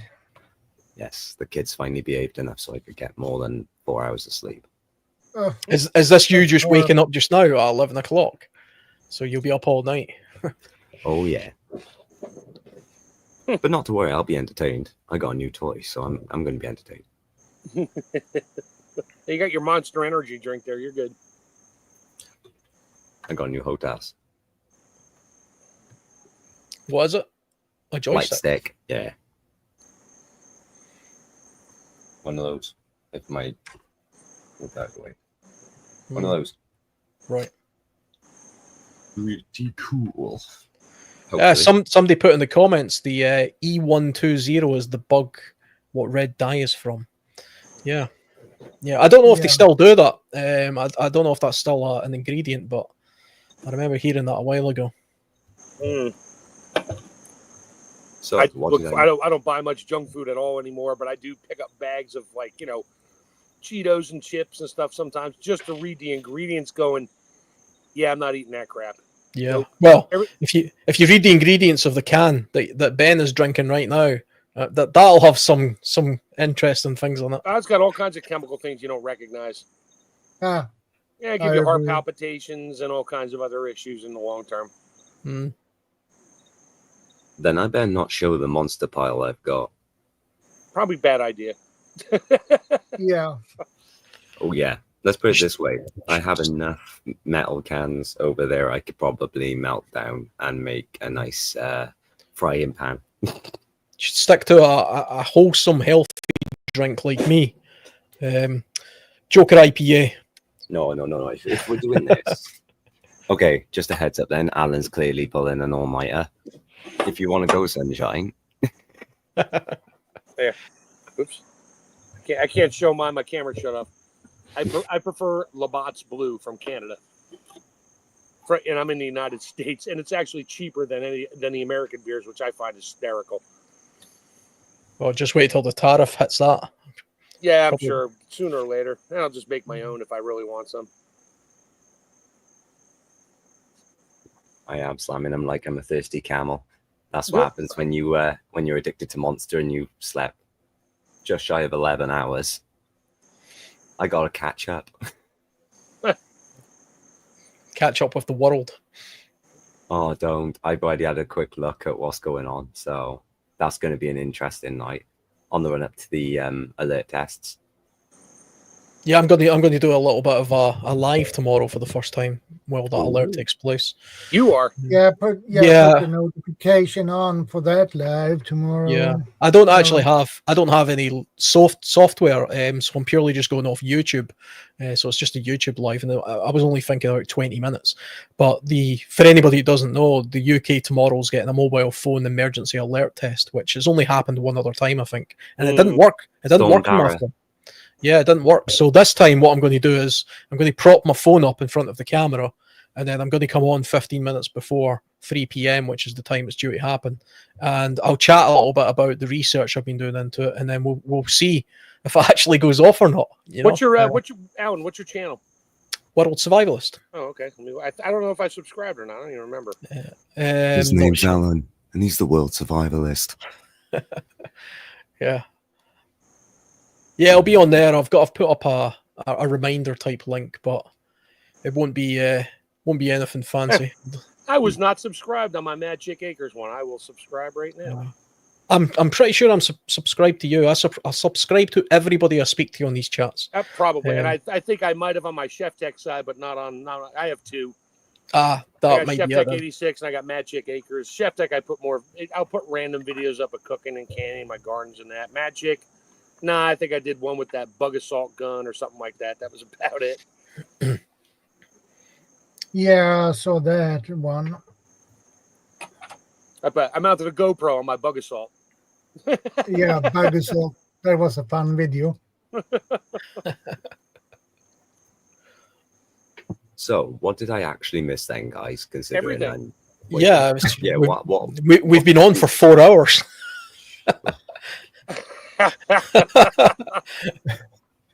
I'm always late to the party.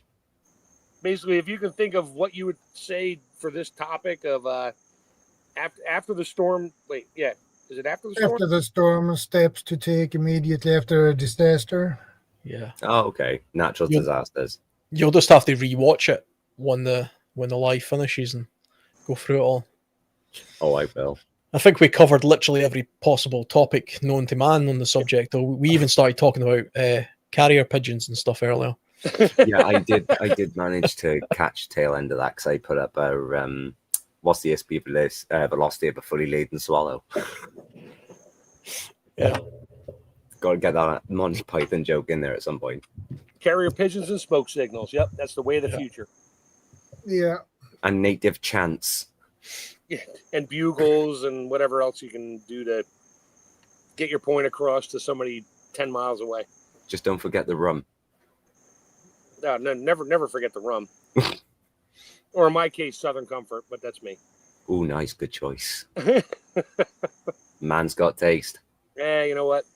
I may have some for me, but I stockpiled lots of other those little airline bottles of stuff when they're on sale. Yeah, I got a few 5-gallon buckets just full of those. I won't touch it, but they're there just in case, I need to trade it for something. And it never goes bad. It's alcohol. Yeah. What about you, Alan? What have you been up to? Just, I suppose, the usual type of stuff. I suspect it's getting to that time of year for me as an outdoorsman. I do a lot of stuff now. This is a good time of year for me. But what escapes is the light, so it starts getting darker early, so it gets harder to film things. So I'm trying to get as many survival related videos in as possible. I've got a review video tomorrow about a very cool water filter called the Grail. I've had it for 3 years, so it's a 3-year review of that. But yeah, usual stuff. Watching the seas, watching the air like you as well. Seeing what's going on. Hey Ben, I got a way off topic question for you. Shoot. Your headphones, I have to do the same thing with my headset because I work from home, customer service stuff, technical stuff. I literally have to take the right headphone off so I can hear my surroundings, because if I put the headphones on, I can't hear anything. I can't even hear my own voice. I wind up talking too loud. To be fair, that's mainly because I'm deaf in my right ear. Oh, okay. Yeah, no. I had a flashbang go off right next to my ear and it burst my eardrum. And then 6 months later, the same thing happened again, but at an airsoft tournament. And that time it perforated the eardrum. So I am now completely and utterly deaf in my right ear. Nope. Sorry to hear that. Everything in mono then. Yeah, but it gives me the best excuse ever. I have selective hearing then, because all I got to do is stick my finger in the other ear and I don't have to listen to the wife.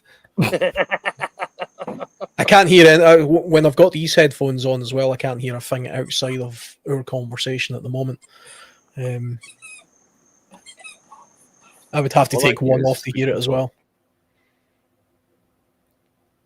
I got Chef Tech's dog. Yeah, he's squeaking his ball. As soon as my wife walks out here, he comes out. It's playtime. Playtime. Uh-oh. Don't say that word in this house. These kids have got fucking subsonic hearing, I swear, because if the word quiet is mentioned loud enough, or playtime, that's it. We're done. Grab the ball right on the floor there. No, it's right there.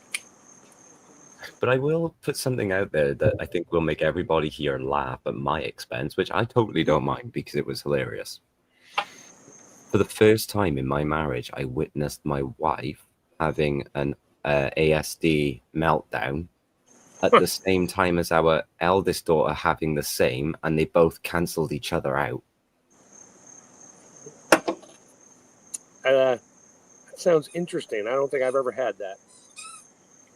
No, so that was quite the experience. If you want to talk of something that's, you know, like a natural disaster in a way that comes out of the blue and you don't know what to do and how to expect it, yeah, try and be the carer of two people with autism, both having a meltdown, but yet instead of stepping in, they cancel each other out. My brain, even now, after having sleep, still can't comprehend what I witnessed. Kind of phase each other out. Yeah, it was phase cancellation. Yeah, it was weird. Talking about questions, actually. Sorry, crack on. I was just going to say, because I was just thinking about the mobile alert thing, because we were talking about that. Do you have them in Sweden, Shadow? And I know Chef Tech, you have them in the US. We had the one big one 2 years ago. Mm. So do you the different alert system with the normal, alert system we get on TV and radios, and not necessarily on the cell phones, but on the TVs and that. Yeah, we get them like every couple months. Just this is a test. This is only a test. Blah blah blah. But then we had the one like two and a half years ago where it came. It was the a different alert system, and it went to every cell phone. And even if you shut your phone off, when you turned it back on, your phone went off. Yeah, that's what's going to happen tomorrow in the UK. Right. Mm. So, do you have that in Sweden? Freaked out that we're all going to die, and it's going to send out some kind of a pulsing signal that's going to turn you into a zombie or some shit like that. Yeah, it was weird. Yeah. Yeah, we have. We can get text messages if something happens here. That's interesting. What I'll do, once I've had my cigarette, I got my phone next to me, I can pull up the alert and show you what it looked like on our end. Because the one thing I'm still conscious of, I don't know if you can smoke cigarettes on cam and then not get YouTube slapped for it. I know you can vape. I think you can smoke on YouTube. Joe Rogan smokes joints all the time. Oh, happy days then. That saves me having to flick. That's why my camera, if you remember, Alan, the other stream kept flickering. Mm. Yeah, I'm breaking my camera for switching it off and on again. But one sec. No, this is what we had ready in preparation for tomorrow. Oh, did you get a text message? Oh, yeah. I made sure I saved it so I can try and get it on camera for occasions like this. Sorry if it's blurry, guys. But slightly out of focus. Yeah, you can see it now. Oh, yeah. Yeah. Yep, so that's what we received. It'd be interesting to see if, because I never got it last time, and I didn't get that text message. So it'd be interesting to see if it comes on my phone. I've checked my device, and it is actually set to receive emergency calls, emergency alerts. So now, the funny thing I want to mention with the emergency alerts is when you're in a household, the government knows who's in a household. We all know how we do it through the electoral roll and all that nonsense. I had my text message 3 days before Karis had hers. That's Mrs. RP for anyone new. Sorry, I forgot. I think they're just random because, like I say, I've not received that text message at all. Yes, but what we were discussing was like we were sat. I think it was 5:30, 5:45 our time when Mrs. RP had hers. And I said, well, why is yours come through late? We're the same household. You'd think they'd look through and go, right, they're a household of 4 or 5. Send them all at the same time, Nah, there's no way somebody at an individual level would be doing that because that text message will go out to like 60 million people. I haven't seen two CTV, is it? Yeah. I don't know. It must be millions of people that goes out to, that text message. Yeah, so And we get regional messages here. We have silver alerts, which is an old person disappeared. We have amber alerts, which is a missing child, and they're regional. So, like if it happened in, say, New York City, that for a child missing, it would go out for New York City, northern New Jersey, Connecticut, some of eastern Pennsylvania, and then up into New York State. But it wouldn't go off in California. right. You know, it's not nationwide. It's just regional stuff, and that's for amber, silver, and I think there's one other alert. Is there another alert? I suppose that makes sense for a country the size of the US. You know, they have such regionally different. It means that your country's the same size as Rhode Island, so yeah, I get it. yeah, it's not quite as big here. I'm not sure what state the UK is actually the same size. I think Florida, maybe. Yeah, Florida or Alabama or something like that. I think from top to bottom we're about, I don't know, 9 or 1,000 miles maybe. So short of 1,000, maybe about 1,000 miles lengthwise. Oh, okay, well then it's a little bit bigger than that. Yeah. Because it's 1,000 miles from the tip of Florida to the top of Maine up the East Coast. Yeah, that's about 1,000 miles. Yeah. Same as the population. The UK population is a little under 70 million, so not a massive country, but overpopulated for our landmass.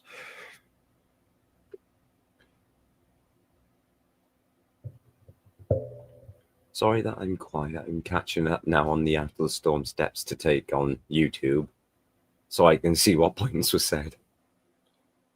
Much was said. Oh yeah, a lot. Yeah, it's been a good episode actually. Quite enjoyed this one. There was we covered a lot of ground. Yeah, we did. And the conversation has been awesome, actually. A lot of ideas, a lot of good advice. From what I've watched at the minute, a little bit I can kind of put sort of in on this is after a storm, the only steps I can say to take immediately if you want to go by like that exact second going forward is an LEW, which is to basically list everything you can see in either a mental checklist or what have you, or if you've got a note paper or a little note list of what you can see as your immediate dangers and what is. So like if, for example, your house took damage and a window is hanging off its pane, you know, that's a risk of detaching from the property and being a falling hazard. So L, list, E, evaluate, and then W, work around. Yeah, that makes sense. Thank you for that. Yeah, that makes sense. It's better than the analogy I used, which was think of the Starship Enterprise. Yeah, and it's a damage report and casualty report. Yeah, you know, come on, Scotty. I need weapon systems now. But Captain, it's going to take 20 minutes. You got one. Okay, and it makes it happen. Yeah, it makes it happen. Oh, I love it. What is it? Underestimate and overdeliver. That's it. Wait, let's just hope then we don't have William Shatner in an emergency, because it's going to take 20 minutes just to hear him tell us how bad the situation is by going, my God, there's devastation all over the room. Son. And then he has to find a girl and make out with her for 20 minutes. And then everybody in red has to die first. Yeah. Yeah. Yes, I was a Trekkie, like big time. I know all the dumb scenarios. Yep. Yeah, there you go. Live long there, buddy. I love the Star Treks. The old Star Treks were always the best, even better than Next Generation. Oh, bye. It's great when you're an impersonator. It was always the case, though, when they were going down to that. We're going down to this planet, and one of us is sure to die. So it'll be in the way team of Dr. McCoy, Spock, Scotty, Ensign, blah, blah, blah, who just started today. Yeah, he literally. Yeah, those are the extras that come in. They get to wear a red uniform. Yeah, and they get their 20 seconds of fame that I was on Star Trek. Yeah, you'll never be back. Although there were a lot of seconds that got killed. They were back many times. You just didn't know it because they'd skip like 6 or 7 things. They wouldn't be in the forefront. You'd see them in the background walking around. You have to look for it. They're Yeah. there. Love it. All right. Controversial question then. Voyager, next gen, which of those two is the best? Out of just those I like next gen. Voyager I didn't like, and you can keep the what was the one where they're on a Deep Space Nine. Deep Space Nine. Yeah. What a hokey bunch of crap that was. Yeah, that was garbage. I watched it, but it was like, okay, this is bullshit. I got rivalry in the household. I'm a heathen because I love Voyager more than next gen. Nah, TNG was always the All right, best. I'm not subscribing to your channel now. Sorry, Ben. We can't be friends. That's all. Oh dear. Yeah, well, I literally can't think of anything else to say on the subject. Not on that. No, I can't come up with something either. Yeah, So if we're talking about Star Trek now, I think we're done. Yeah. Beam me up, Scott. There's no intelligent life left down here. We're out of here. Wait, was there any signs of intelligent life down here? I'm still looking. No, but every planet they went to had an oxygen, nitrogen atmosphere. Yeah, that's right. Class M planet They everywhere. could tell that from space somehow without a probe. And the next generation, every planet they went to looked like California. Yeah. Very true. They didn't even try to make it look like another planet with red skies and stuff. They just made it look like California because they couldn't be bothered. Didn't even have to filter that color out for the smog and all that. Hmm. So, all right, I'm gonna bail here. I got potatoes and stuff to cook. You guys all have a great night. Shadow, I'll see you next week. Alan, I'll be looking forward to your. What time you doing yeah, I will tomorrow? see you next week, Mark. My little live, if it goes to plan, will be at 1:45 UK time. No idea what time that is your time. 1:45. So what time is it there right now for you? It is 11:20 at night. Okay, so you're 5 hours ahead of me. So 2, that means I can have my coffee and watch. Yeah, the alert takes place at 3 p.m, so that's the time that it's scheduled. So okay, so 3, 5, yeah. So 10 o'clock in the morning, I'll still be drinking my coffee. See, that's the best prepper wake up, right? If you wanted to say a prepper, what would a prepper morning be? I've got my coffee, I've got World Survivalist on, and I'm about to watch an EAM go off. And an emergency alert going off, and oops, it's now going off by me too. Uh-oh. Yeah. So, all right, you guys. Catch you later. Easy, Mark. Have a good night. Catch you later, Mark. Later. And then 4 became 3. Yeah, as usual. But the real question is, do we get the poker cards out now or later? Yeah, I don't think we play poker here. No. Alan, what about you, man? What are you doing for the rest of the evening? No, I won't be staying awake. So I'm trying to get back into day shift mode. So I'll be going to sleep in the next. Yeah. I'm off a few days and then I'll be back on day shift mode. So I'll be trying to get to sleep after this. Once we finish here, probably I'll maybe watch something and go to sleep. Yeah. Yeah. I'm gonna have a nice cup of coffee and another monster, and then I gotta start doing some recording on the gaming channel. Yeah. Yes, I gotta do some War Thunder stuff ready for a tournament upcoming. Okay. Hence the purchase. And I guess that is a big tournament. Not really. It's only a little sort of group tournament ready for the bigger leagues when it starts back up in 2026. Gotta fund the kids somehow. Yeah. They're getting expensive now. Yeah, that happens. Oh yeah.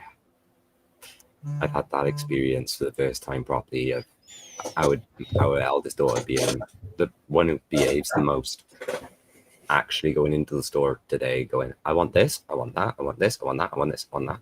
You can't have that, sweetheart. We haven't got the money yet. But I want it now. Yeah. And it was like, you're not normally like that. No.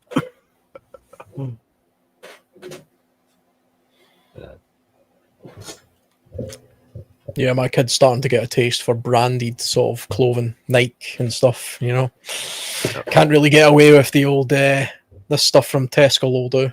It just doesn't cut it anymore. No, I don't, mate. To be fair, I mean, even with what's going on in the world, with the war and everything, in a sense, if you want to word it that way, that's driving all expensive brands up even more as well. So what was once already expensive is now double.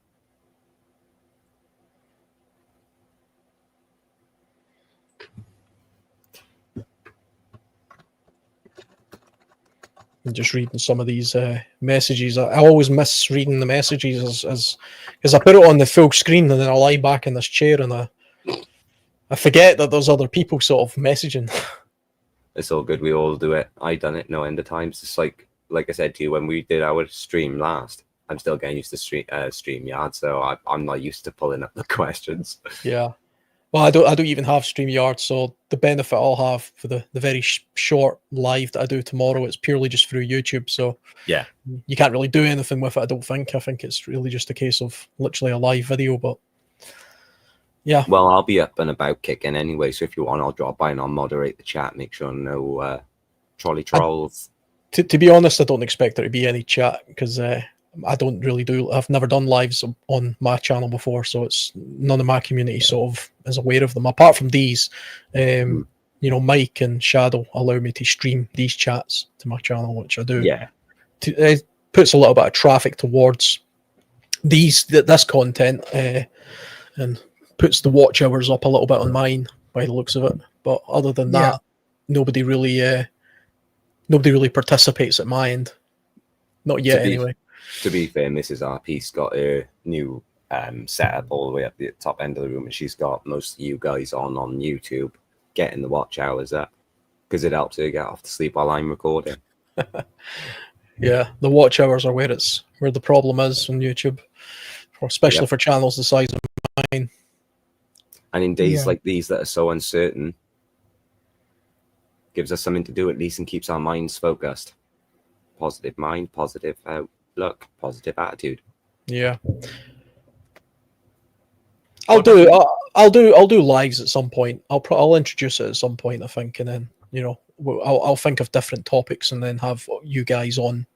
We'll chat about different stuff, and broaden the audience as much as possible. Well, I know it's kind of giving a spoiler away in a sense, but me and a mate of mine who's over the road were doing a discussion about, because I do all this stuff, what about running a scenario where you can actually get I think it's a mod for Microsoft Flight Sim where it's real life data from satellite imagery and you can go and see what's being changed around. So take a helicopter flight over to like different parts of the UK or Europe and see if there's anything major being developed or if you can see anything different from how 2022 looked up until today. Do you know what I mean? And me and my mate was talking about it and he said, it sounds like a good idea, but what would the talking points be? And it'd be like, well, that's the thing. Those are the things that's got to be ironed out. But what do you think of that idea? Yeah, there's something in it. There's definitely something in it. There's an appetite for this kind of content. So there's a few different ways it can be done now. It's quite the only three live streams I've ever been on is yours, Ben, and I've been on Shadows a few times now, and I've been on Mike's a few times, and they're all different. The unique thing about this one is it's a little bit more international. Americans and Europeans and Brits all on the same channel, and it also runs a long time. This tends to go twice the length of most of the other ones, so that can lead us down different avenues of conversation that you otherwise wouldn't have if you just had, okay, let's just talk about this topic for 10 minutes then quickly move on, because we talk for a little bit longer sometimes. You get more out of it, I think. Keep Shadow awake a bit longer though. Yeah, I usually around for 4 hours, sometimes 4.5. It depends on, but yeah. Well, to be fair, Yeah. I'll be shooting out now in just under 3 minutes because I got to start setting up OBS again because this PC died this morning. Yeah. My bladder doesn't tend to last longer than 4 hours anyway, so. Oh, I'll mate, you've got better control than me. Yeah. Too many monsters. Yeah. At least that'd be good if there's a fire around the street. I've got a bad habit of drinking a beer while I do these things as well, just to sort of get a little bit more in the mood, but A little bit of Dutch courage. 2.5 hours in, I'm bursting for the toilet. And I don't want to leave because I don't want to miss anything. Yeah, and if you break the seal, that's it. Then you're back and forward like a yo-yo, so they say. Mm. See, I don't get that issue when I drink alcohol, even though I can't drink lots of it because of my stomach issues. But the stuff I can tolerate, I don't get like that. I don't get like, oh, like an hour or 2 hours in, and then it's like I need the toilet, and then break the seal, as they say, and it's back and forth. No, I do. I don't actually drink very much. It's kind of funny because I tend to have a beer, one beer while I'm doing these live streams, just because it's comfortable. It's just or a cup of tea. But I seen on the Discord chat somebody say Alan's not even drinking this time. That's kind of unusual. As if I drink all the time, but it's literally just a 1 bottle a week type drink. You know, I don't actually drink at all. I haven't been drunk for years. But no. It's like Mrs. RP. It was her birthday on the 2nd. She's still got her 4 cans of the strawberry strongbow. She's still got the 4 cans of those still over on the corner. She hasn't touched them. Yeah, I get these IPAs, these IPA bottles. You get 4 or 5 of them down at Lidl at a time. But that then lasts me for a month. There's only 4. You only get 4 bottles. It's like the Whitley Neal gin. This will last me 3 months. And that's the best part because it tastes better as it ages. Even though it's a gin, it's not like a wine or a whiskey. Yeah. It does actually taste better. This one, to me anyway, tastes better as it ages. Alcohol is a good prep to have, you know. Mm. Oh yeah. Even beer has a nutritional value that's it's a good food product especially if you're using it for stews and things like that. Oh, definitely. If you've got a nice bit of gammon and you've got a can of, I don't know, what have I used before? Coke. Like Guinness or Coke, yeah. Yeah, the sugar content, very good for that kind of stuff. But not only that, there's one thing I do want to say I got into recently, making my own black pudding. That's interesting. Yeah, that is interesting. And it's quite difficult. Where do you get the blood? Butcher? Yeah. Doug Willis is just over the road. Yeah, they sort it out. They get it in the big jars. Not jars, cans. Blood and oats. Yeah. Yeah. Lovely. But what I want to learn is how to make haggis. Because I've only ever had it twice in my life and I love it. But I don't know why, but I got haggis from the shops. I've got it in tins. It don't taste the same. Yeah, it tastes different every way that you get it. Do you know the most popular way of eating haggis in Scotland? What's that? Chip shop. Mm. Battered haggis. It's the most popular, most commonly way it's eaten. I may need to take a stroll up your neck of the woods and say, come on, where's the nearest fish and chippy? Yeah, they're always good. Battered haggis. It's spicy battered haggis. That's the thing to get. Wow. Nah, I haven't had haggis for close to 15 years now. The last time I had it properly.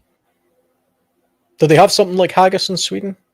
No. They're probably something similar because I mean it's made of offal. That's what it's an organ based dish. So heart, liver, kidneys, oats, barley stuffed into a sheep's stomach and boiled. Very appetizing, of course. But black pudding, I mean, we see that as a relatively uniquely British thing, but it's really not. Blood pudding is quite common in Europe. My friend lives in Sweden, and I've tried it there, and it was sweet tasting. It was much sweeter tasting in Sweden than what we get in the UK. Yeah, I've noticed that. But then when I'm visiting people in England, in southern England, the black pudding there tastes different to the black pudding I get in Scotland. So there's definitely regional differences, you know. Yeah, no, I understand that. Right then, lads, my timer is a little bit over now. I'm a minute over, so I'm going to skedaddle and get myself ready to do some War Thunder streaming. So, Shadow, thanks for having me on for the little time I've been on. It's a pleasure. Alan, nice to see you. You're again, always welcome. No, thanks, Shadow. I will make sure I pop back and forth every now and then when I can. I'll catch you guys later. Catch you later, mate. Catch you later. Yeah. Well, Alan, I think we wrap things up now. It's time for that. Thank you guys for stopping by. I appreciate it. And I will see you next Saturday. As usual, same time, same channel. Stay safe. And don't forget, be part of the solution, not the problem. God bless. Bye, everyone. Thanks.